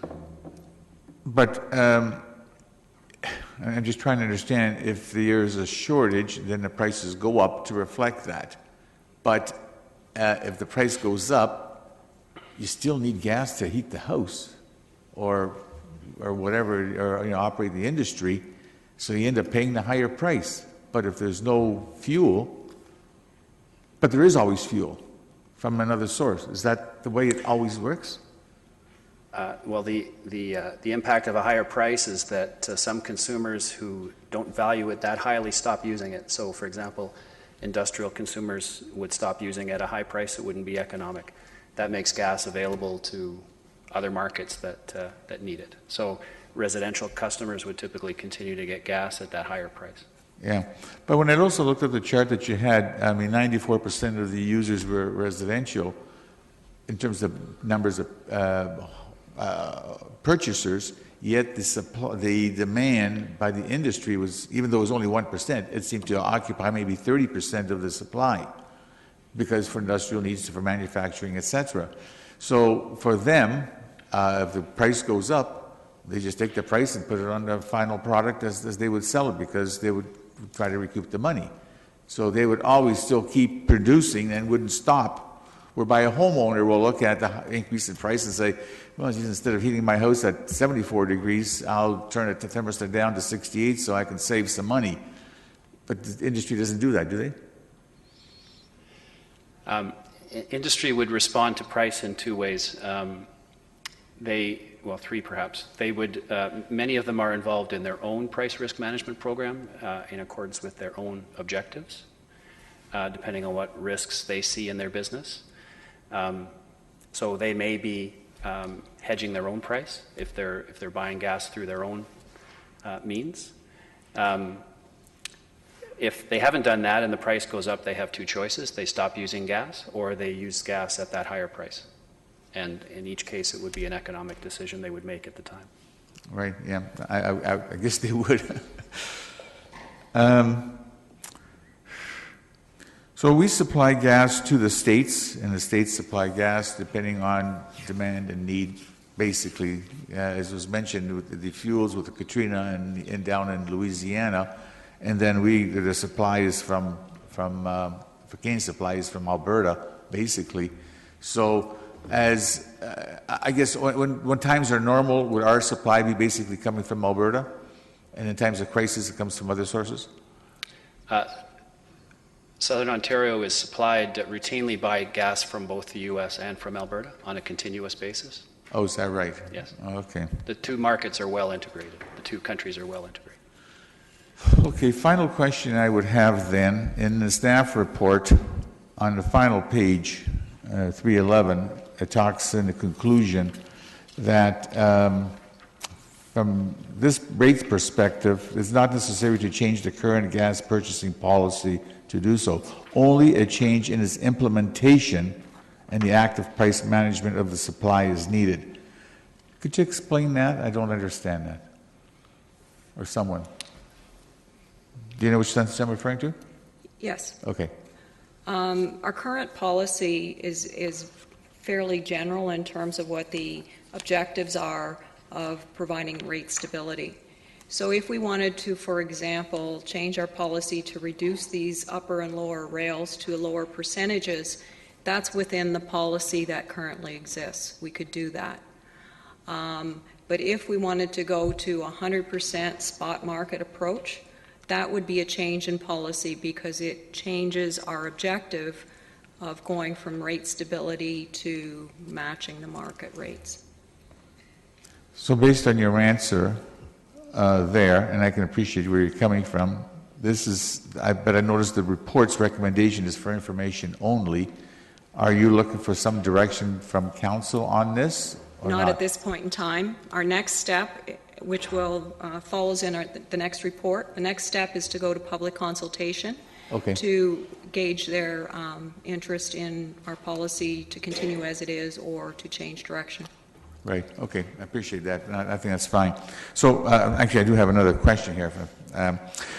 From a staff perspective, the senior staff people that you mentioned, and it's probably also the other staff that you have, supporting staff, do you look at the rates on a daily basis or a weekly basis or once a year? Because if you're buying supply for a 1 year or third year, you can only buy so much because you can't go over. and you've already locked us into a certain, futures. Is this a daily review, or how do you do that? Help me out. There's a number of layers to the review. So the CRC committee, for example, meets quarterly to review what the longer-term projections are, to review what our strategy should be in terms of buying gas for the upcoming season or several seasons.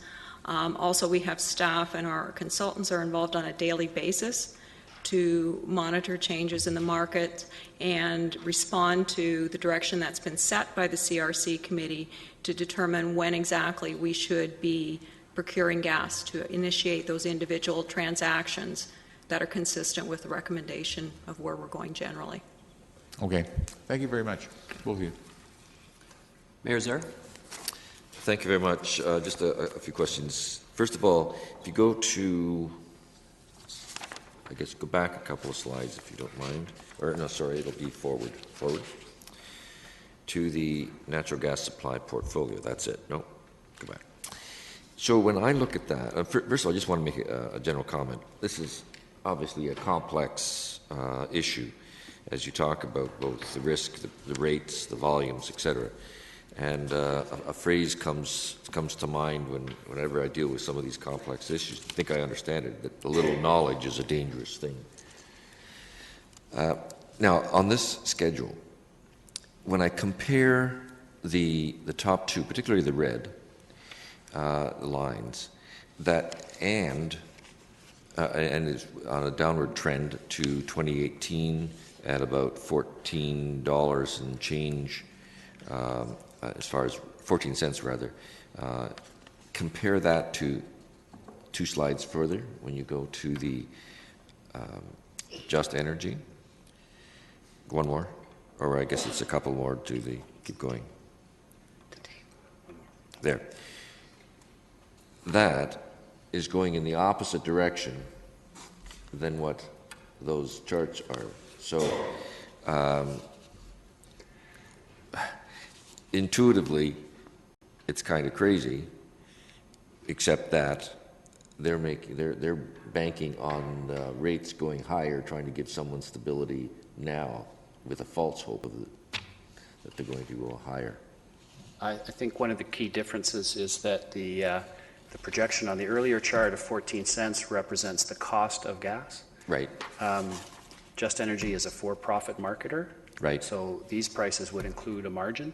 Oh, I understand that. So Just Energy can buy gas at the same price the utility can buy gas, but that doesn't mean they sell it at that price. Yeah. Okay, so which is going to take me to, now back, if you don't mind, to the that chart right there with all of them there. Is it possible, and I'm not sure how it would look, whether it's on this chart or over that same time period, to have what the average rate would have been for these various categories?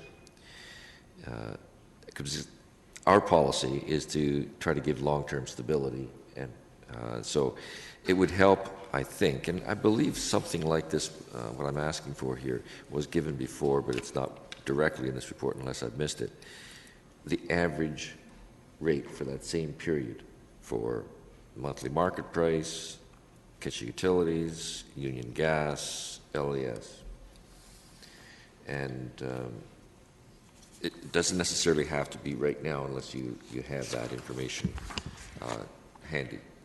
Just for clarification, so you're asking for the average rate that's charged by each of these groups, which is what this graph represents? Yes, because that, in essence, tells us over the long period of time, have we been above or below that average that the other systems who are not necessarily thinking like our policy has in terms of rate stability. So do you want that impact in dollar amount? Because you can see the difference, for example, between the red line and the blue, the dark blue at the beginning, you can see that our price was higher than the market at that point, but go over a little bit further, you can see just by the space between the red line and the blue line, right, how much different we were for how long. That's correct. Yeah. So you want it in dollars? Yes. Well, its rate and dollars and cents, but it is on an average customer, then it may be... An average customer, yeah. dollars, okay. Yeah. Finally,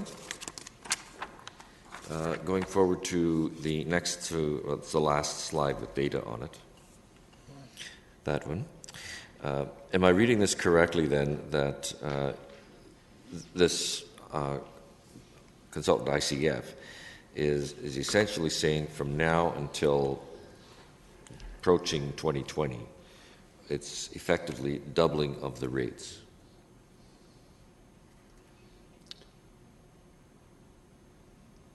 We're at about $2.50 or something right now, and I'm just picking arbitrarily around the $5 mark. Am I reading it correct? Mr. Chair, in the time since this chart was prepared earlier this year, current prices are closer to $3.75. So we're the chart updated for today would not show a doubling, but a rise from the $4 range to the $5 to $6 range over the next several years. Okay, so that the right-hand side of that chart would not necessarily increase substantially projected, but the base is a little higher than what? I would interpret it that we're just a little further along in that progression, that the longer-term outlook hasn't changed significantly. Okay. Thank you. And I appreciate the fact that we need to go through this process to understand it as best we can, but I go back again that it is a very complex issue, and I'd be interested in those additional bits of information. Thank you. Thank you.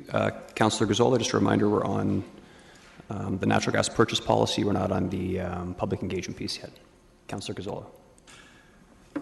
Yeah, I have a few questions, and I hope they haven't been asked before, but and I'm not sure what all has been said, so there may be a little bit of repetition. But I start off by on page 3.1.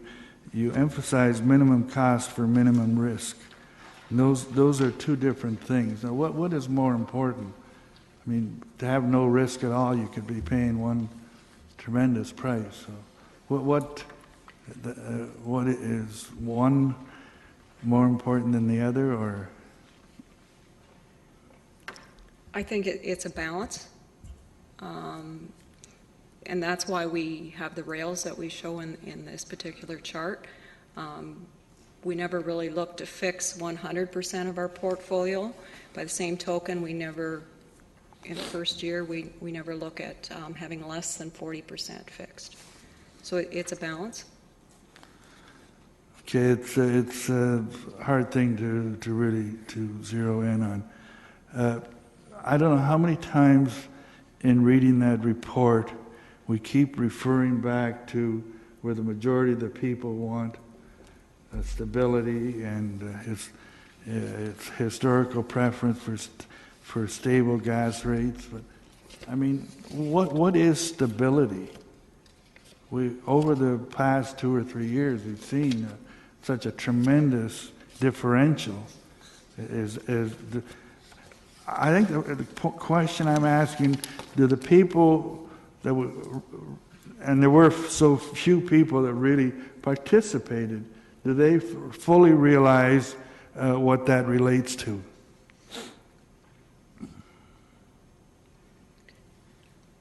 I can't really comment on what they understood or didn't understand. I can tell you what the question was that we asked in our most recent survey, which was in 2012. The question that we asked is, when thinking about natural gas supply, which of the following is most important to you?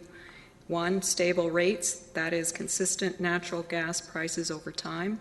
2, variable rates, where the price fluctuates up and down with the market. I think when we talk about stable rates, we think back to when we originally started this program as well, and we heard then from our customers, and we continue to hear now, is they don't like rate shock, particularly in January when they've got their highest heating bills. They'd like to see rates changed once or twice a year. and preferably not when they're in the middle of their biggest gas bill coming forward. So that's why we set our prices in July, when there's a less demand on gas, and so that people have time to adjust to the prices, and they could look at converting to electricity if they so chose. Does that help answer? That's fine, that's fine. Why do we object going to the spot market and dealing with actual market prices, the same as Union Gas does? Why are we opposed to that? We're responding to what we've heard from our customers. If our customers tell us they want us to go to spot market, we'll bring that information back to council, and it's your prerogative to change our purchasing policy and our rate-setting policy. So we really don't have any problem with that. I kept reading through that we might have to change our rates 4 times a year. Is that a big deal? Changing our rate 4 times a year will take a certain amount of oversight to do that. It also will impact our customers, and if they're fine with that, we could do that. When we go to the other gas pump, the other type of gas, the rates change daily, don't they? That's Sometimes they change during the day, so people are able to live with that. So I guess that's more of a... the other thing I was...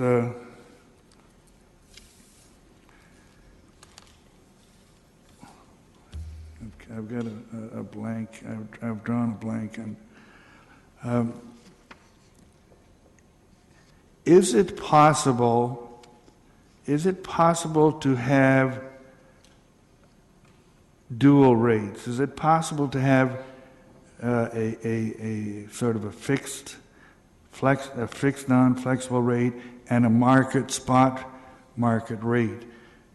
One of the examples we keep throwing out here is it's the same as going to the bank or where you're a loan institution where you're borrowing money, and you can go with a mortgage over a period of time at a variable rate, which could be lower, and or else you could choose the fixed rate, which is higher, and that's a decision that the customer makes with the same institution at a point.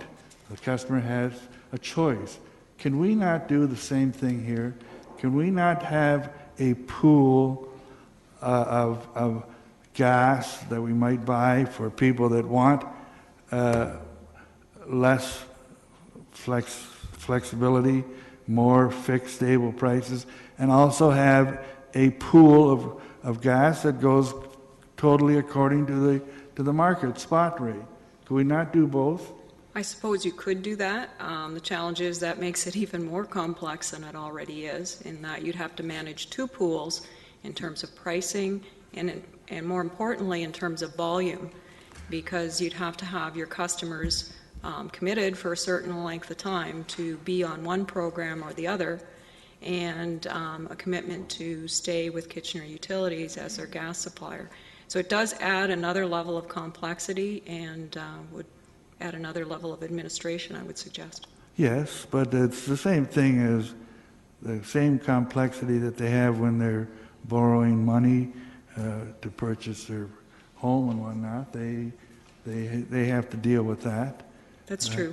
What we're trying to do with this particular policy is have the best of both worlds in terms of... Well, it's hard to have the best of both worlds without... because when you deal... Going with the market rate is the true rate to go at. When you go with the fixed rates, that's when you get into speculation. That's a speculative market. And that's where you're gambling on whether you get in now or do it on the price you're going to pay. So, to me, if people want to speculate, let them go that route. Otherwise, we should sell it at market. And if you go in that direction, then you give customers, they've got whatever choice they want, and we don't even have to do a survey. That's there's the, I mean, when it comes right down to it, people want to pay the least amount of Councillor money. Gazzola, we're not in comment period. Oh, Just, all right. okay, apologies. End of questions. I have a few questions myself. I've put a fair bit of thought towards this. Could we go to the next slide, if we could? Okay. I just want to make sure I understand here. So the cyan blue line at the bottom there, that is how our fixed rates are going to decline. Now, is that for certain, or is that with the assumption that we're going to use the same amount of gas we're using on average every year? That green line doesn't refer to price at all. It refers to the left axis, which is the percentage of our portfolio that is fixed. So that in 2013, for example, 65 or 68% of our gas portfolio is at fixed prices. The actual price in our fixed portfolio is that red line at the top. Okay, I understand. And the next slide for a moment. So, perfect. And I'm looking at the union gas rate, so I just want to make sure I understand. So since 2008, when they followed the spot market, the only reason that union's line there isn't exactly the same as the red line is because they adjust it quarterly? It would otherwise be the same line. It's essentially a regulatory lag in terms of setting the rate. The rate, when it is set, it takes a forward look, a projection of what the prices are going to be, sets the price for the coming quarter based on that projection.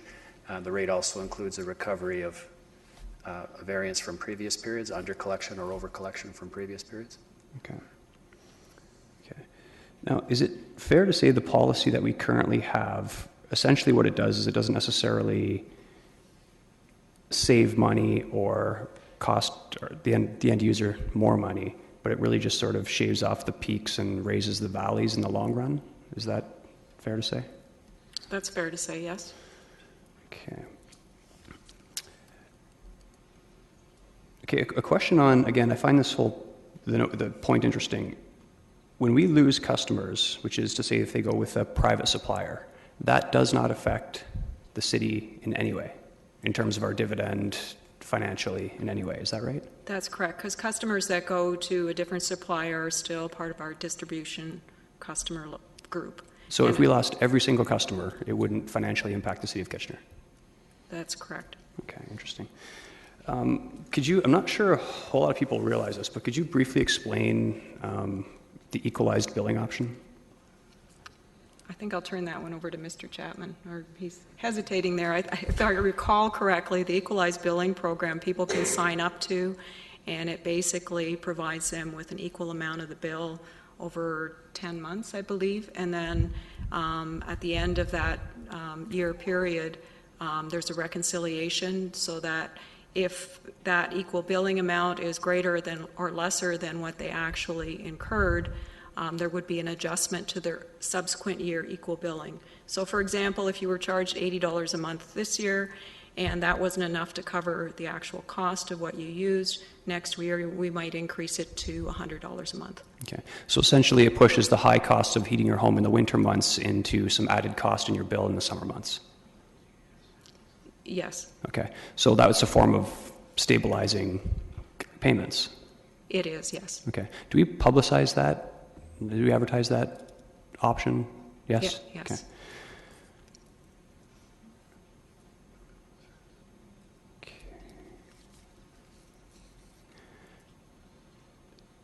So I'm going to make a statement, and I'd like to respond. I'd like staff to respond to see if there's any errors. So hypothetically speaking, if we were to go to a pure spot rate, as Union does, it would take a number of years until we went through.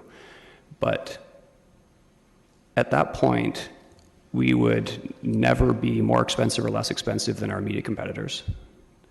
And if people were concerned about stability, they could use equalized billing. And I guess the third part of it is, what's the danger in letting the private market offer the longer-term contracts if someone's concerned about more stability? There's a lot of questions there. Yeah, I'm trying to trying to identify any potential issues for our customers, for staff. It just seems like a good solution to me. Okay, can you go back to your first point? Sure. Sorry to So if we go entirely to a spot market model, it would Right. take a couple of years before we can get to that entirely. But number one, if people are concerned, if they still want to save the city of Kitchener, they could use equalized billing to at least have stabilized cost per month year to year. Like it would go up and fluctuate every year. So there's that security in stabilized billing. And if they wanted a longer term sort of fixed rate, I'm not sure why we couldn't leave that to the private sector to offer. Like, We what's the could danger leave it to the private sector to offer. We are the default supplier, so there are other marketers that people can go to get to different options. Again, as a community-owned utility, we were trying to respond to what our customers told us and what was most important to them. Okay. Mr. Chapman? Just to echo Ms. Houston's comments, I think one is that if a large proportion of customers are looking for that stability, by going to a third-party provider, they will pay a profit margin and a greater risk premium, so it will be more costly for the ratepayer. And to your example around equalized billing, essentially, as was indicated, it will spread the costs over a year and true up in the following year. We're averaging out costs right now over a 5-year time horizon, so I think you'll still see the same peaks and valleys, except there will be a 1-year lag in which that true up happens. We have the opportunity right now to average those costs out over a longer term, effectively 5 years under this model. Making sure I understand. So you're saying that staff could implement a system where they could spread out even longer?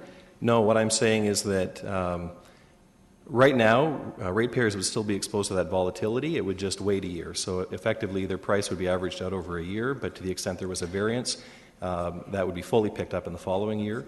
The benefit of the current model is that we're layering in costs over a 5-year time frame, so it provides a greater measure of stability given there's a 5-year horizon there. Okay, but, and not to debate, but just to be clear then too, so if prices did fluctuate and there was a spike the following year, and it was, say, $100 more over that year, still though that $100, they wouldn't have to bear that burden in 2 or 3 months if they went equalized billing, they'd be able to bear it over 10 or 12. The following year, that's correct. Okay. I have more questions popping up here. Or are these comments? Councillor Urbanovich, comment? Or, sorry, is it a question? And Councillor Gazzola, is it comment or question? Comment, okay. Councillor Urbanovich? Well, just as a follow-up to the question that you asked, at the same time, by offering what at one time at least was the view of our citizens, or of our customers rather, some rate stability, did this not also give them the opportunity, and thus the private sector, to offer other alternatives to them that fluctuated more with the prices, so that if they didn't want that rate stability, they could play the market essentially? They could, and others can probably speak to this better than I can. I don't know what marketers there are currently in the Kitchener market that go with a variable price, because the one that was mentioned was a fixed price over a contract period. So, well, and I guess that would maybe be one question that would be interesting, if not now, at some point in the future when the citizen input comes back. It'd be good to understand what's in play in the marketplace. I mean, is in play a system where the other marketers are simply offering more of the same of what we're doing right now with some minor variations, or are the marketers offering a more fluctuating rate, so that we understand that whatever decision we make, there's still other options in the marketplace for our customers going forward. right. We can certainly bring that back in terms of what other marketers offer. And the fact that there's not many marketers in the Kitchener environment may be in a response to what they've also heard as the customer's preference for rate pricing. So somebody that's selling variable priced gas may not have a great opportunity here and feels there's not the market. Okay. Just speculating. And I guess the last question I have, actually, no, I think I've answered myself. Forget it. Thanks. Okay, could I get a mover for, actually there's no mover, it's for information only, so we're into comments. Councillor Gazzola. Yes, I wanted to carry on, and it's along the same lines that you were discussing, and it relates back to the question I have of providing customers with different choices at the same time. There was a time when,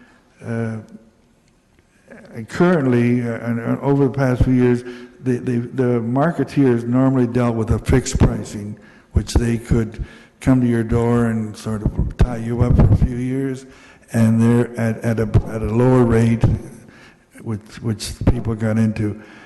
And I'd like to see, and at one time we didn't like people leaving their gas works and going to other suppliers, but that has changed now. And as was stated, and I questioned this the last time we talked about it, that we don't care. We make our money through our own delivery, our distribution charges. And if everybody got gas from everybody else, doesn't matter to us. We're doing the distribution locally. We're doing the billing. We'll make our profits. So this is why I would like to see us go back to the spot market as our main source. I would like to see us be able to have a different pricing also for people that want a more stable pricing. Or perhaps staff can look at this before it comes back again. Those people can be looking. We can look to the private sector, the marketeers, to provide that facet of it.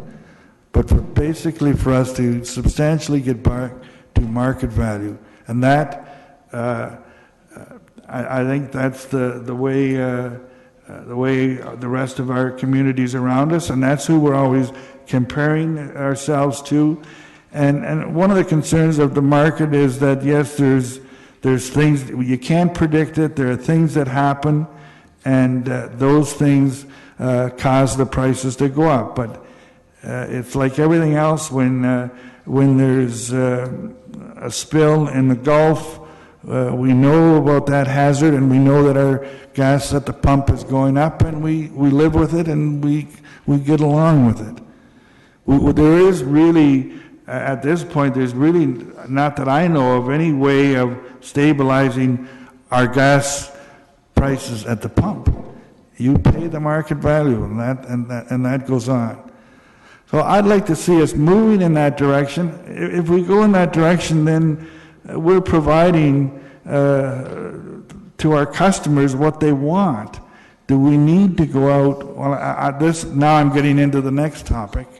Do we need to go out and do a survey? And to do a survey properly, it has to be a lot different than the surveys that we've done in the past, because they really haven't heard from many people.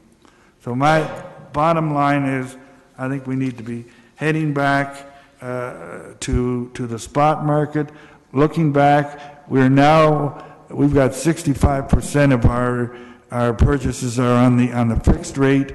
We've got time over the next few years, a couple of years, to deal with this issue, so that we can get to the point in a year or so that we can get back to where we would like to be. Mayor Zaire. Thanks very much. Very briefly, I'm open to looking at any of the options. And I don't think anyone around the Horseshoe would or should suggest that we don't ask our customers. I know that is the next report that we're going to be dealing with here. But I think the purpose of all the other things that we do consultation with the public, and in this case the customers, both residential and commercial. And as I say, I'm open to it, but I wouldn't want to be making any sort of quick decision on this. Fortunately, we had the benefit of time. We won't be doing this until May, I think it was, April, May, in terms of the any policy change, should there be one. Councillor Fernandez? Thank you. One of the things that I noticed when Mr. Voss was being asked questions was that his reluctance to really hammer down and nail down exactly what his opinion was, and thinking and realizing that he is paid by Kitchener Utilities as our consultant. Of course, he's not going to go against what would be recommended by the committee. So I think that we have to take some of his answers within consideration. I think there's an opportunity here to make a change in our policy. And, given the fact that we do have a little bit of time, I think we should be looking to hearing what our customers have to say, but also what it might be important to ask them is, are they aware that they can choose a different supplier? And I think that's really important, because I don't think Kitchener Utilities would be telling them that they can choose another supplier, because they don't want to lose customers. Despite the fact that we're still making money off of our delivery, I know we don't want to lose customers, because there's got to be some benefit to us having these customers, certainly, for sure. I think that Councillor Davey has some very interesting suggestions in what his questions were, and the ability for us to set or to have a rate that is spot market. But I do think that there may be a little bit of risk management in the respect that maybe we could look, and I'd like to see the option of spot market only, fixed only, and a percentage. And I know there's not going to be a perfect percentage. I mean, 40, 60, 50, 50, whatever.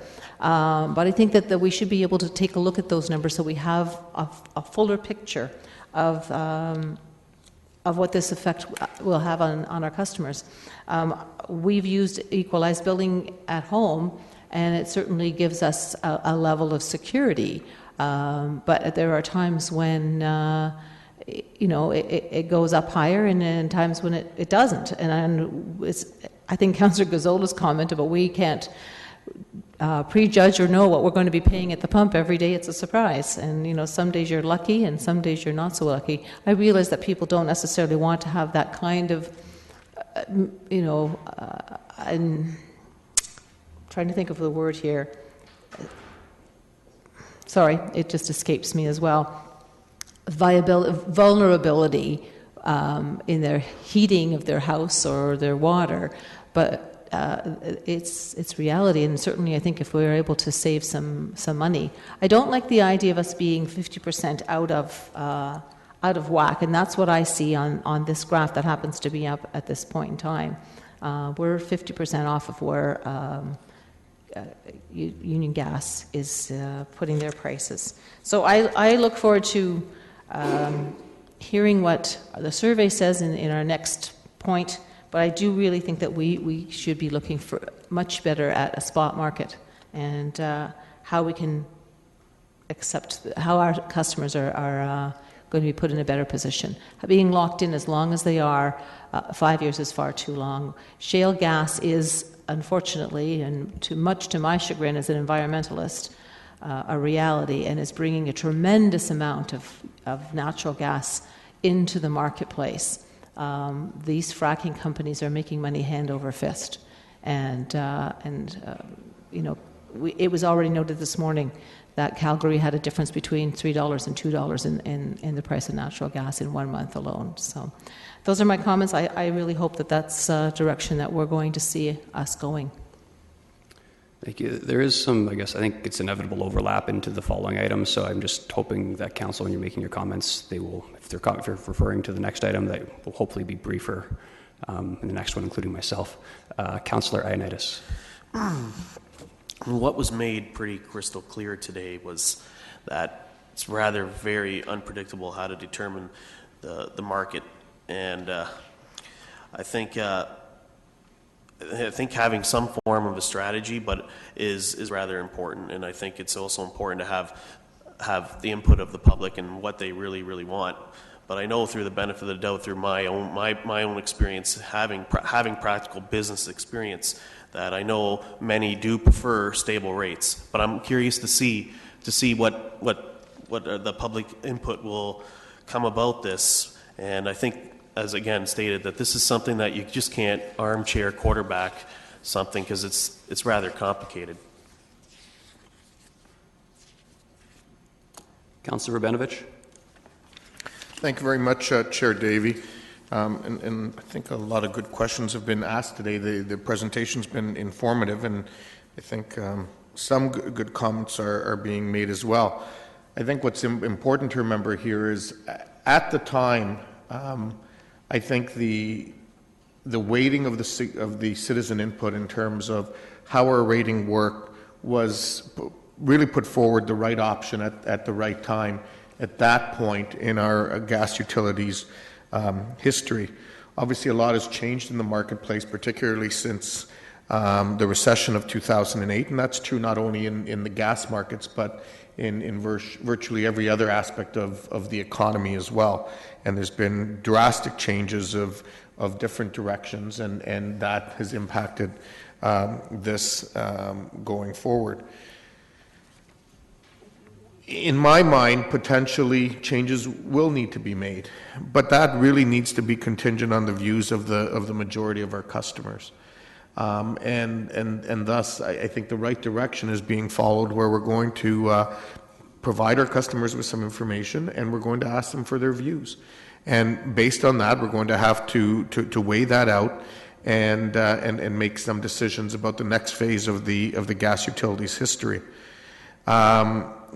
In my mind, what's going to be essential is to consider the information that comes back, but also consider the options that will be available for our customers, regardless of what direction we go. I do believe that City of Kitchener customers are largely loyal to our utility. They believe that we have done things in their long-term best interest, and I think we have done that in the past, and I think we'll continue to do that going into the future. But we need to make sure that they do have options available to them.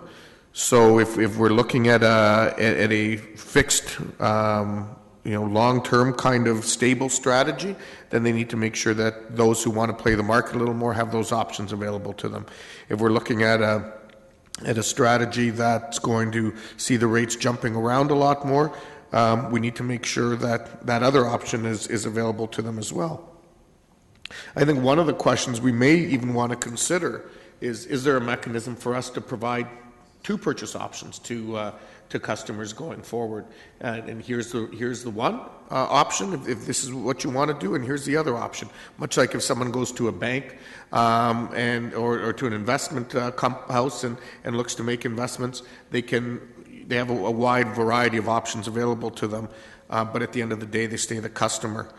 While it is true that we don't benefit in terms of the gas price itself, where the benefit, I think, does come is in terms of having that customer base and their loyalty and their potential use of Kitchener Utilities, whether it's for their service contracts, whether it's for their rental of their water heaters and so on, because we have that established relationship with them. And if all of a sudden everybody left us and all we had left was the distribution side of the house, those profits would still come, but I suspect we would start losing out on some of those other parts of the operation. And we need to keep that in mind going forward as well. So I think this is good work thus far, and we've obviously got some interesting decisions to make in the months ahead. Councillor Yaneski.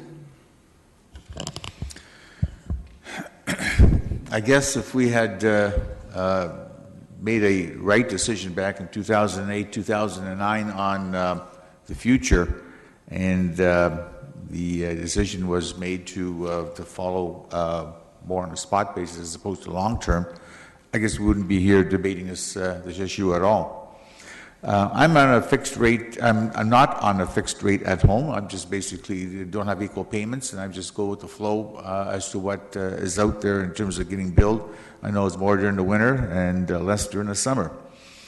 I guess what it basically comes down to is what the customer wants, the Kitchener utility customer, basically looking for the best, lowest price that can be established, whether it's at a spot portion, a spot market, or whether it's at a long term.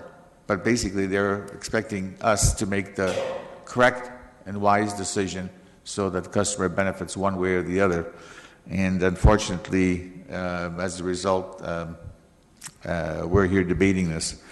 I guess the survey would be the appropriate way to go and come back with the results. I gather based on presentations that based on a past that majority wanted a stable rate approach. So, and that's what sort of has been happening.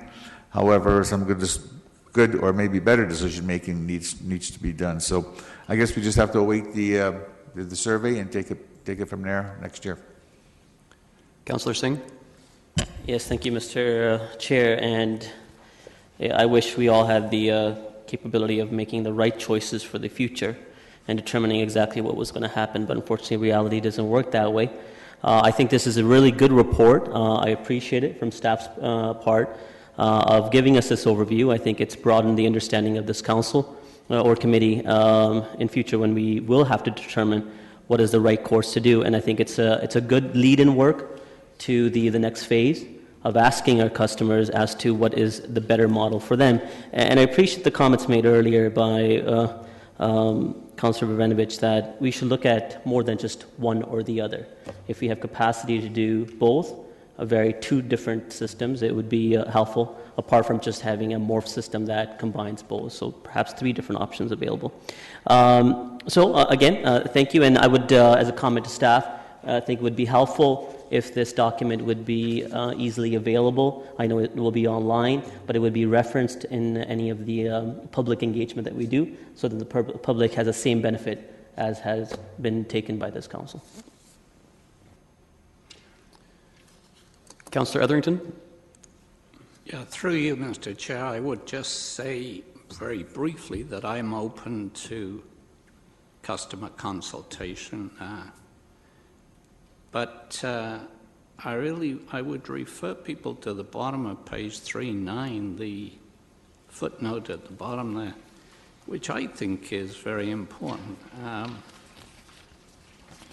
And that is that the number of, that we've had delegations before council expressing concerns, but that the number of similar inbound calls or complaints by customers has been minimal. I am interested in reviewing this, but I would certainly have a comment on the next report proposal to spend $30,000 to get what I believe we already know, which is most customers are going to say they want stability. Councillor Gazzola, very quickly, please. Maybe Councillor Etherington's answered my question. I wanted to know if we're going to deal with the other one immediately a little bit separately, or whether we were going to roll it all in. If you're going to deal with the other one, I'll wait. Okay. Thank you. So just very brief comments. I have concerns as well. I think there's better methods. I think what it comes down to, Councillor Fernandez raised it in terms of comparing it to mortgages with the individual's choice, and Councillor Gazzola referenced it as well. I think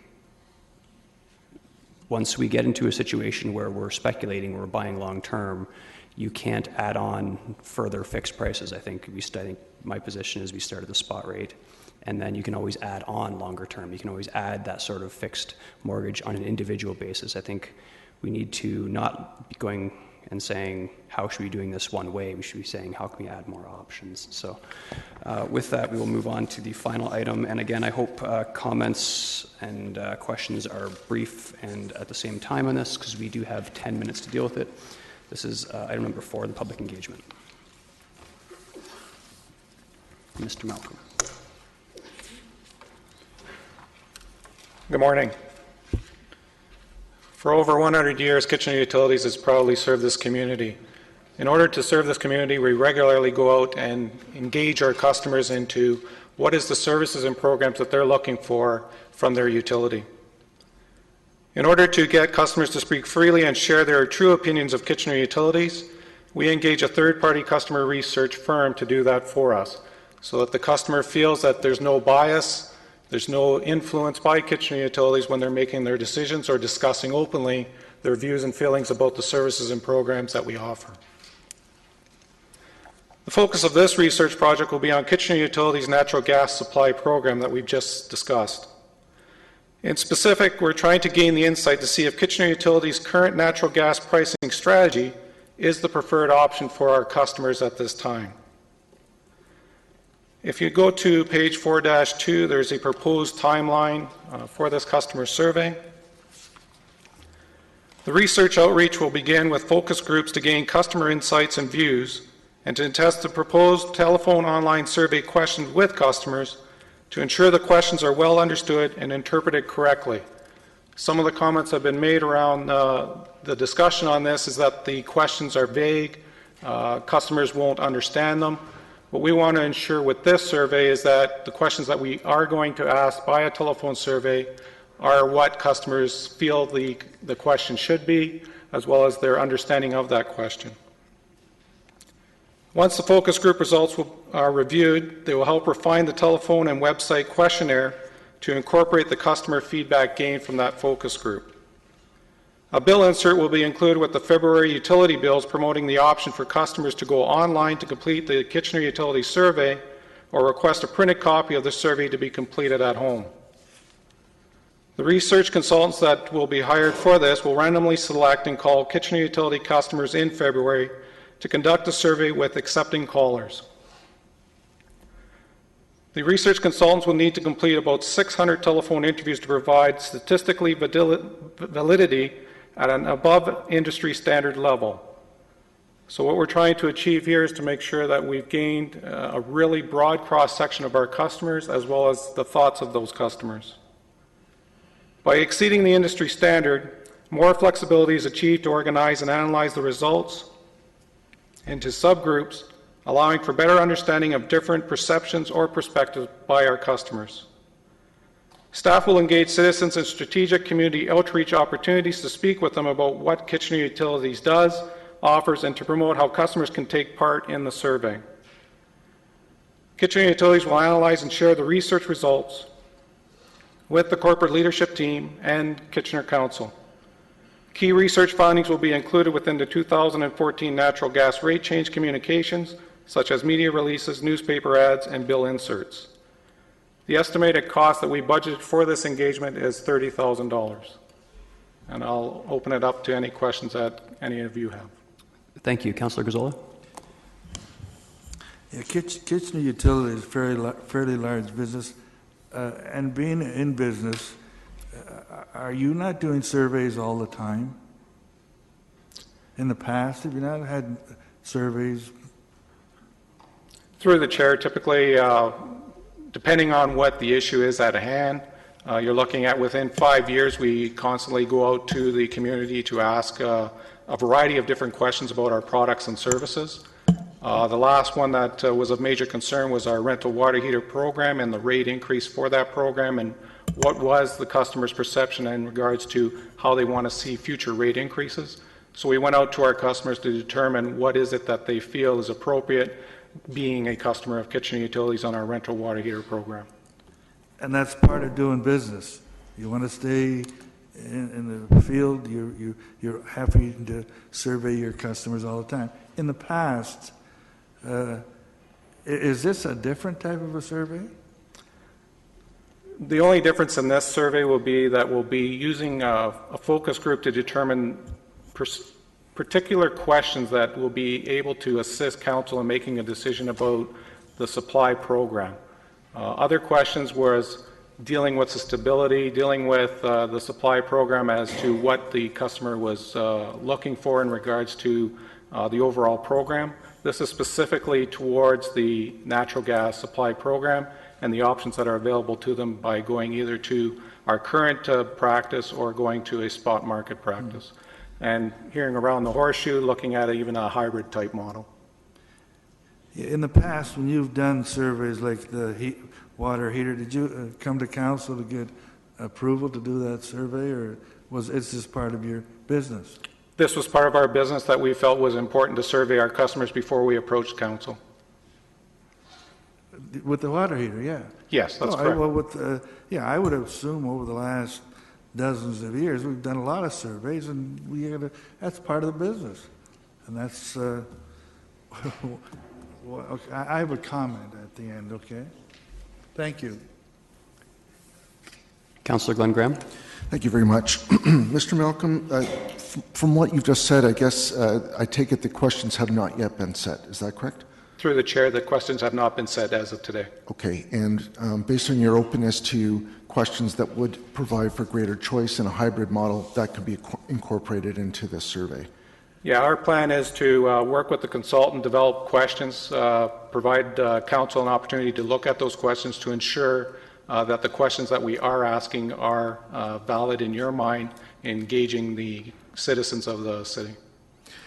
I think that's great, and I know there's implications in terms of perhaps risk and price, and also perhaps administration, which would equate to resourcing and cost. So I think that some context would probably be helpful around the questions so that people really are not just making a decision in a vacuum. So my last question is, are we surveying our corporate customers, the industrial and commercial people?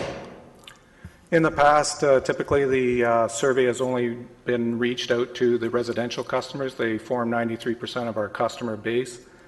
In regards to natural gas supply program, the industrial customers, because of their size, typically make the decision whether they join forces with other industrial customers to do purchasing on their own or whether to stay with the system supply offered by their utility. In regards to the top 20 customers in the City of Kitchener, only one is a system supply customer with us. The remainder 19 are on their own supply contracts, basically because of the volume that they deal with and the timing and the type of operation that they're in. With the commercial, we find that the commercial customers, your typical mom and pop type industries, they basically form the same alliance as what a residential customer is. They're looking at stability, they're looking at what is my budget going to be for next year and how can I maintain that budget moving forward. With this survey, we can reach out to the commercial customers and some of the industrial customers to get their opinion on this. But we felt that the residential is where the bulk of the supply program lies, and the industrial customers typically have other options available to them that the residential would not. I appreciate your response, and if it's not a lot of greater cost, I would encourage us to do it holistically in a comprehensive review so we're not missing a piece of the puzzle. Thanks. Yep. Where's there? Thank you. Quick question on page 4.2, which has the timelines. As I'm looking at the various things, there are basically two ways of getting this information, online and telephone survey, correct? As well as the third one, the community outreach. Right, that's to promote the survey, but also it will bring the survey with us. So okay. The idea there is to look at going to our community centers during specific programs and having an opportunity to engage with our customers at that point. Sure, and that's good. So the online survey, though, from a purely statistical standpoint, that's the only survey that would stand the test of being statistically accurate within its usual degrees? Through the chair, that is correct. So when the report comes back to us, will it give but what the online survey is as a separate report, or separate data from the telephone survey and the community outreach? Yes, the survey will be presented in all three formats. Okay. Hopefully they'll be reasonably close to each other, but they could be very distinctly different because I think Ms. Houston might want to add into that. So you have to put her on. Oh, I'm sorry. Yes. Thank you. I just wanted to quickly clarify, it is actually the telephone survey that is the statistically significant survey. That's what I said. I think you mentioned the online survey. Oh, I'm sorry. The online survey, people can choose to participate. You're correct, and I meant that, actually. It was the telephone survey that was statistically accurate. The online and the community outreach, obviously, could be insignificant. Yeah. I think that's the way I heard you say it. So. Yeah, depending on who happens to come out to the community center and so on and so forth. That's right. Okay, I may have a comment at the end here. Thank you. Sure. Councillor Etherington? Yeah, through you, Mr. Chair. One quick question, Mr. Malcolm. On this whole issue, how many calls have you had from customers? Through the chair, I probably received 2 calls since this was brought to council's attention this spring. From staff's point of view, I think we've probably seen maybe about 10 to 12 calls. Of the 10 to 12, the majority of them understand what the program is about and understand the philosophy behind our program. Maybe one agrees to disagree with the practice but understands why we do it. Thank you.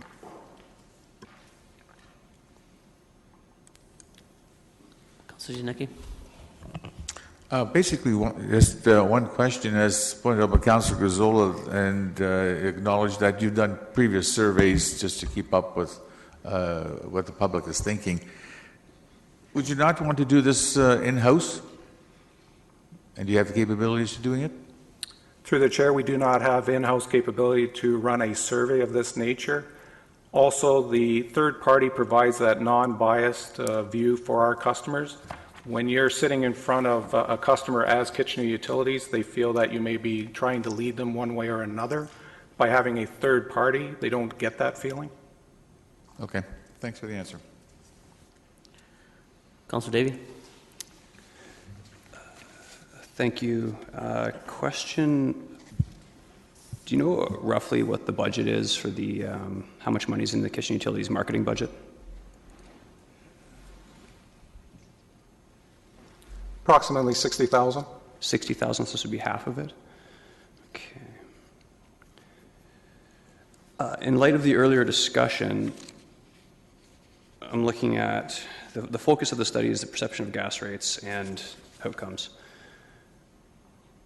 If council was obliged to hear options of, instead of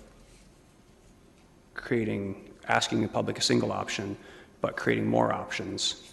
For example, if we could do something like this sheet that was in the previous presentation, would the benefit of that information coming back to council first, should that not be incorporated in the survey? If we could do that or if we can't do that. So I'll rephrase the question. I'm trying to figure out whether we should defer this or not, because my concern is that I don't know whether we can or not offer more options internally. Ms. Houston implied that some of them would be complex to add if we have an option of fixed rate or spot rate, and we don't have the benefit of staff looking at that information. So I'm concerned if we go out to the public and ask them their preference before we have that information, wouldn't it be better to have that information included?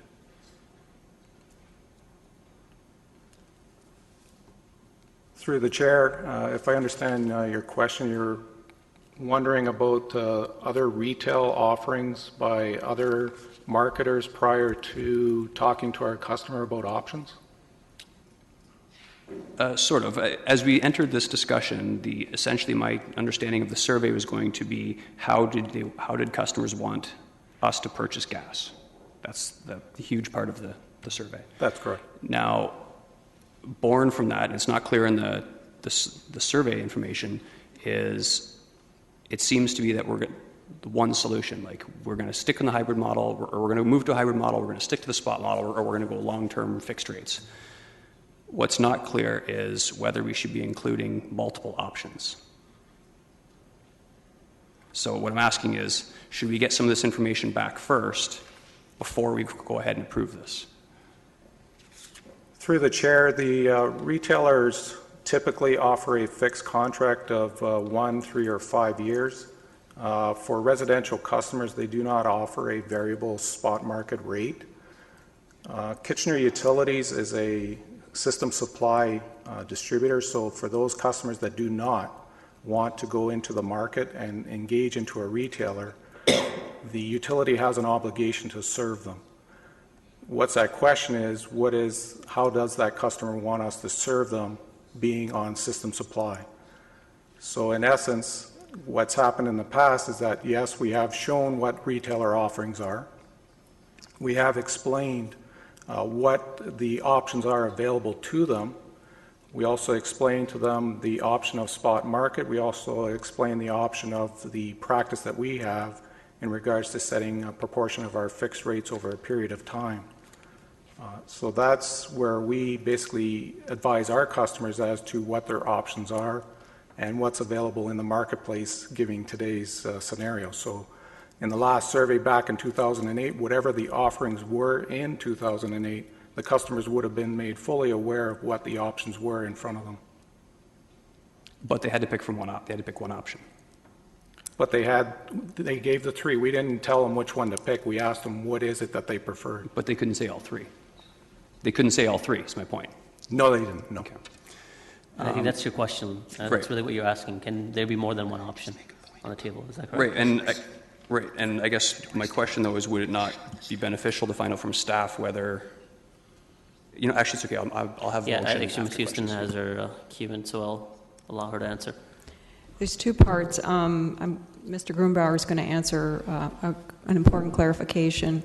But in terms of timing, if you defer this consideration on the consultation into January, it's going to impact our timeline in order to be able to come back with a recommendation on the rate for this year and the purchasing policy for the coming year, for another year. So I would suggest it's a bit of a chicken and egg kind of scenario where you need to get the customer survey to determine whether you're going to offer other options, et cetera. But you want to sort of give them the information about what those other options might be so they can consider it. But I think we'll let Mr. Grunbauer just clarify with respect to the OEB and how much flexibility we actually have in terms of offering various options. Yes, thank you, Ms. Houston. Through you, Mr. Chair. And unfortunately, I also wear a regulatory affairs hat with my job, and I monitor pretty closely what happens at the OEB and what's happened in the past. And it's great to hear these issues that are coming up around the horseshoe have come up before in front of the regulator, in front of the Ontario Energy Board. And got to throw a little bit of cold water on the concept of the utility as part of its delivery business offering flexibility and choices for the supply program, because that can be viewed as impeding competition. And the concept has come up before, back in, I believe, the 1990s, in the early going, for the same reasons that are being discussed today, to meet customer choice and what roles the utility plays versus the marketers. Both Consumers Gas and Union pitched two options, one of which being a fixed price contract that customers could sign up for a 1-year term or a 2-year term or a 3-year term. And there were various submissions, and at the end of the day, that concept got shot down for that reason. We should offer a default supply, we should facilitate customer choice, but it's one-stop shopping with one kind of pricing model that's well understood, that doesn't impede customer choice, and make it look as if we're trying to market the product, particularly when there's this concern about potential for cross-subsidization with other programs. I hope that's clear, and as I say, it is throwing a bit of cold water on the concept. I'm sure our customers would want those choices, but the question becomes, just because our customers want those choices doesn't mean Kitchener Utilities is the right party to provide those choices. Okay, I'll try and be brief, Chair. So clarifying then, there's nothing, so we can't do it for competitive reasons, but there's nothing to prevent whatsoever the private sector from picking that up. Sorry, I didn't catch that.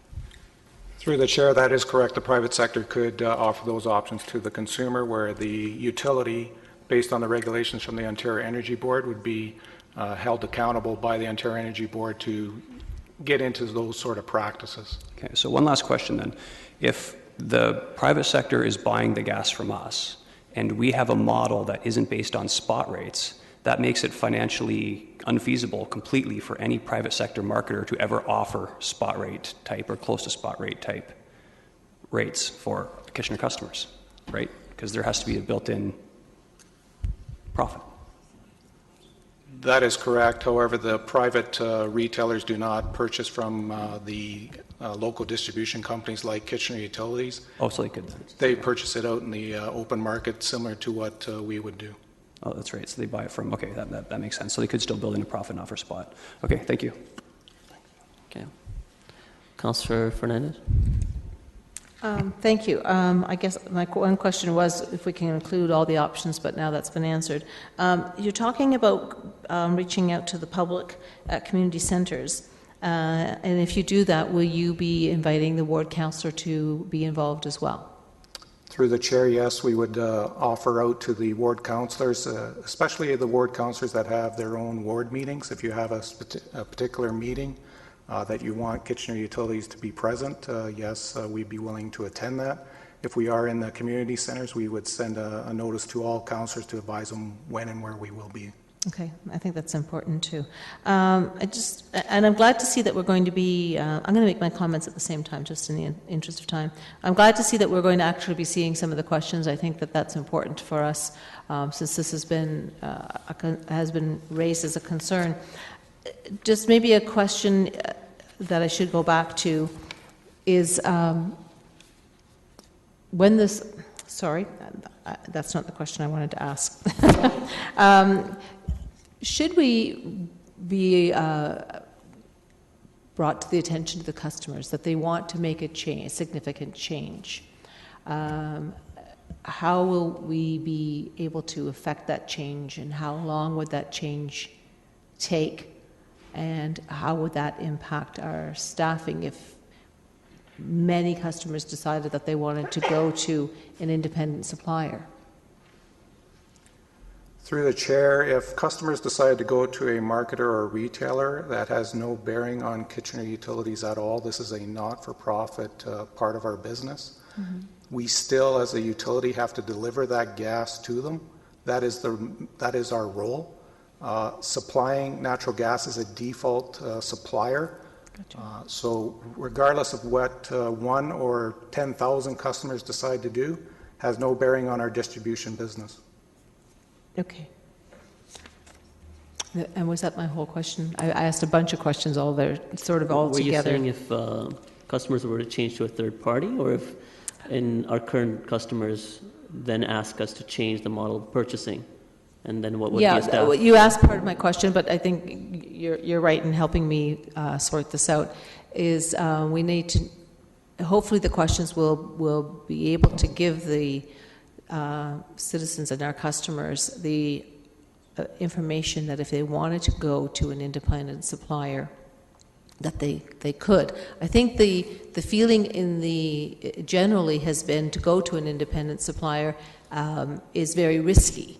And we want to keep our loyal customer base, but the feeling in the community has been not, to sort of close your door on an independent supplier and stay the course with the Kitchener Utilities. So I'm wondering if there's a way, and we can't skew the survey, but it's important for the public to understand that the choice is theirs to make, and that there is risk on both sides.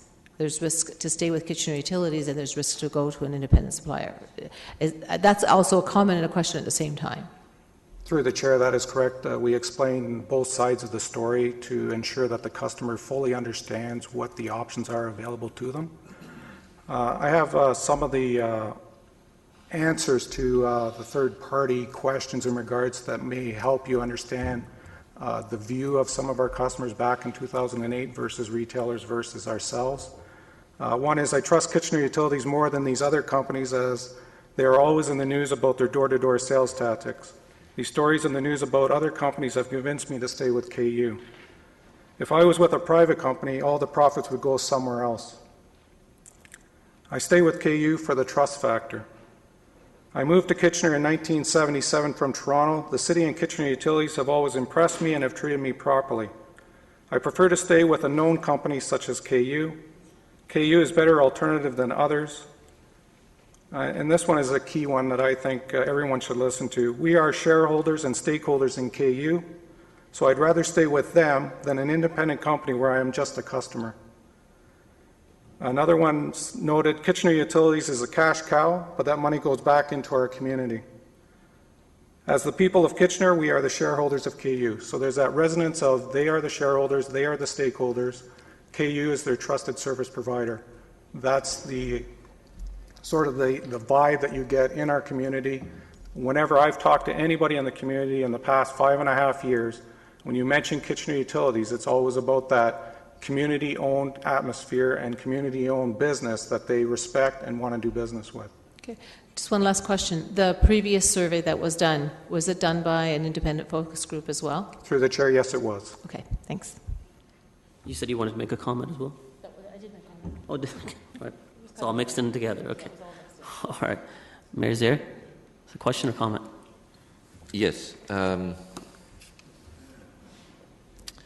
Sorry, no, I didn't have a question. I thought we were at comment. Oh, okay. Go ahead. Okay. Yeah, sure. We have, as we know, preferential status with the province and the OEB as a municipal utility or distribution company. And whatever route we decide to go and whatever rate model, as I said, I'm open to that. But I think that we want to make sure, and comments by Mr. Grumbauer are very important here.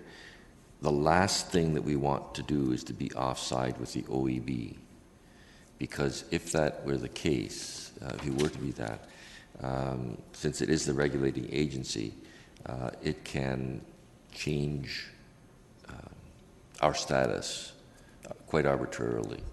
Now, just as it was in build up to 2000 when the deregulation was going on. I remember meeting with the then Minister of Energy on this, and I've made this comment before, that we were the default supplier, and therefore, as I'm understanding, particularly to Mr. Grumbauer's comments, is that we have to go with a rate, a model. It can be a different model than we have now, but it has to be a fixed rate, and in terms of offering the options, that may not be necessary. But we have to make sure that the customer has choices, which they do from the open market and the retailers. But one of the biggest things, both in the gas distribution and the electricity market, was that we wanted to make sure that customers, I think, had full knowledge of what that meant when they're locking in on a contract. Because unfortunately, there were other things that got entered into those contracts, and people didn't fully understand that, quite aside from the rate and what it might be for a period of years. So I think that we need to have this information. We need to, and so to answering Mr. Councillor Davies' question, should we, initially when you spoke of this, I think you're absolutely bang on that we should have that sort of philosophical discussion first. If there, in terms of the options that we might be able to provide, and I'm hearing that isn't necessarily the case, and so we have just a fundamental decision to make. What's the model that we think is best? And then we have to go with that, but we should get that information as well from our customers. Okay, all right, thank you. And if you're going into comments now, can I have someone move this so it's on the table? I will. Moved by Councillor Mayor Zier? Okay, I saw both hands go up. Okay, so that it's moved. Councillor Gazzola. Yeah, I have a comment, but before I go to that, I would like if you would allow me to ask a question that I should have asked in the previous session, and it really ties into this whole issue, and that deals with we account for supplies separately, and from what I understand, it's a 3-year window. Is that correct?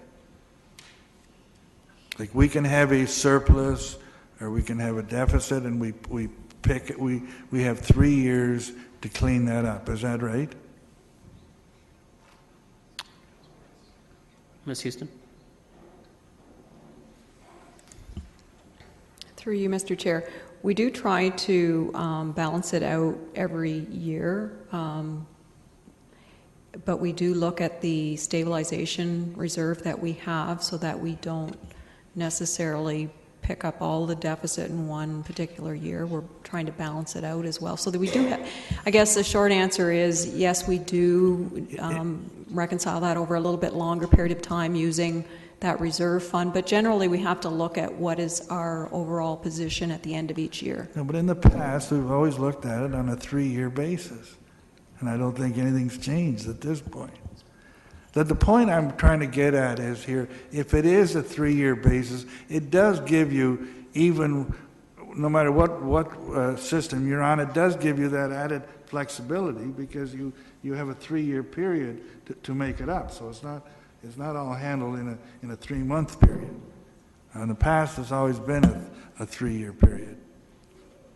So are you asking the purchasing of the contracts are on a 3-year basis? The purchasing of the contracts are? We accounted for, we've always had to keep our supply side of the business separate. And if you look back at financial statements over the past few years, you'll see we deal with the top part was the delivery of transportation, but on the bottom part we had our supply, and you'll see that we would have gone 2 years in a row in the hole, and then we pick it up in the 3rd year. So that's what I'm referring to, the supply portion. Okay, all right. And I just, the point is that I think it's something that's already built in there that gives us flexibility, a little bit of flexibility. Okay. The other, I'm amazed to hear, I'm all confused that sometimes I hear that we're under the control of the OEB and sometimes we're not. We're separate. When I hear the comments that we can't give, we're impeding competition by giving people more choices. There's something wrong with that. I don't quite understand that, and therefore we're just saying no. It's black or white. We can't offer a gray because we would be impeding competition. It doesn't. That's what competition is all about. Is to come up with different ideas, different concepts, different marketing things. So, bottom line, my comment is I wasn't sure whether to support this or not.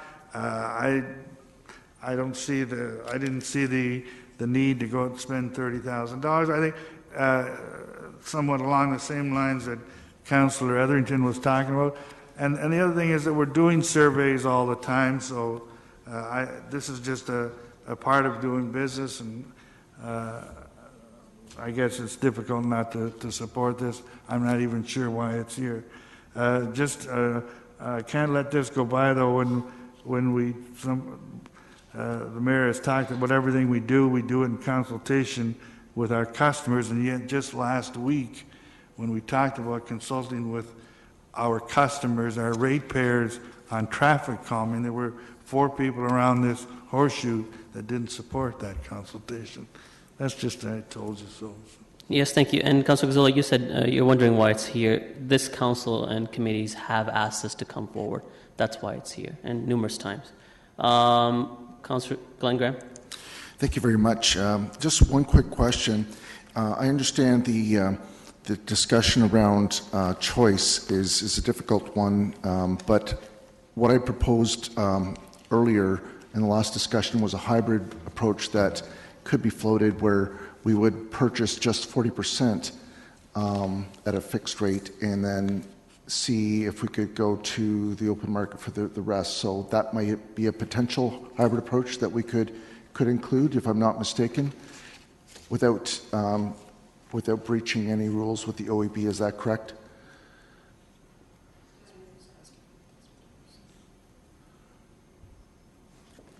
Ms. Houston, sorry.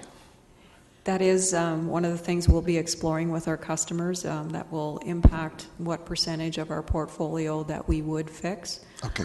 If it goes to a point that it was 100% variable that our customers were wanting, we would have to look at revisions to our policy because that's different than one of the objectives that we have in our current policy. Thank you. And then further to Councillor Gazzola's point, I think then if we bring back an issue paper that talks about the options that we could revise our policy, and therefore we don't want to be offside with the OEB, but if we could talk about our options to revise policy, because this is very complex, I think that would be helpful for us to understand the implications of what Mr. Grunbauer said.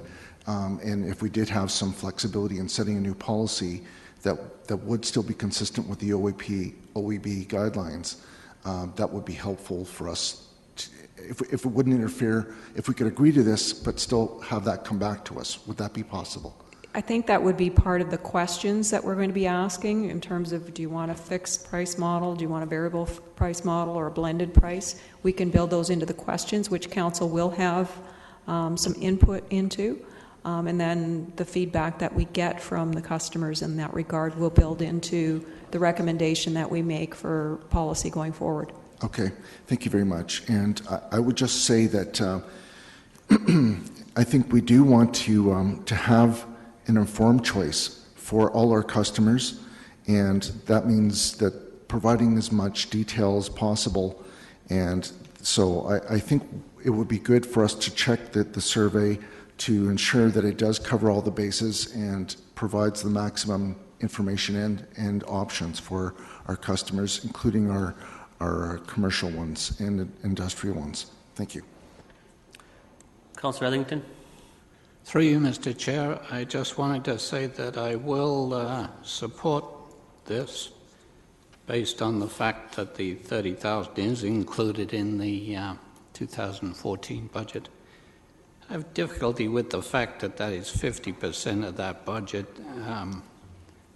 but I find it difficult on any subject to oppose consulting the public. I would predict, though, that you're going to get results that will come back in line with what staff has been telling us. And I have every confidence in the staff behind this report. It's an excellent report. And so I wait for the results. Councillor Davies. Thank you. There's been a lot of information here, and I'd actually like to move deferral to council at this time. I just want to meet with staff a little bit, and I'll share back, but I'm curious about whether we can work with the private sector a little bit more, and I'm also concerned about using half of the budget for marketing here when if it might be more prudent possibly to use that money to market any changes that we decide to make. If we can make some changes in the void of public engagement, because I do have some serious concerns about how the fact of the matter is, unlike Councillor Ellington, I heard significant concerns from residents about the natural gas prices, and the fact of the matter is it was public engagement that set up the policy that they were complaining, that my complaints were received about. So just told council I'd like to think about it and like to have some questions with staff. Okay, there's a motion for deferral. Any questions of timing? So you're saying next council meeting? Yeah. Next week, right? Yeah. Any questions of timing? All right, in that case, all those in favor? Opposed? That carries. All right, I guess this will come back to next week council. All right, if there's no unfinished items, do you want to take over? Or, all right, then meeting resolved.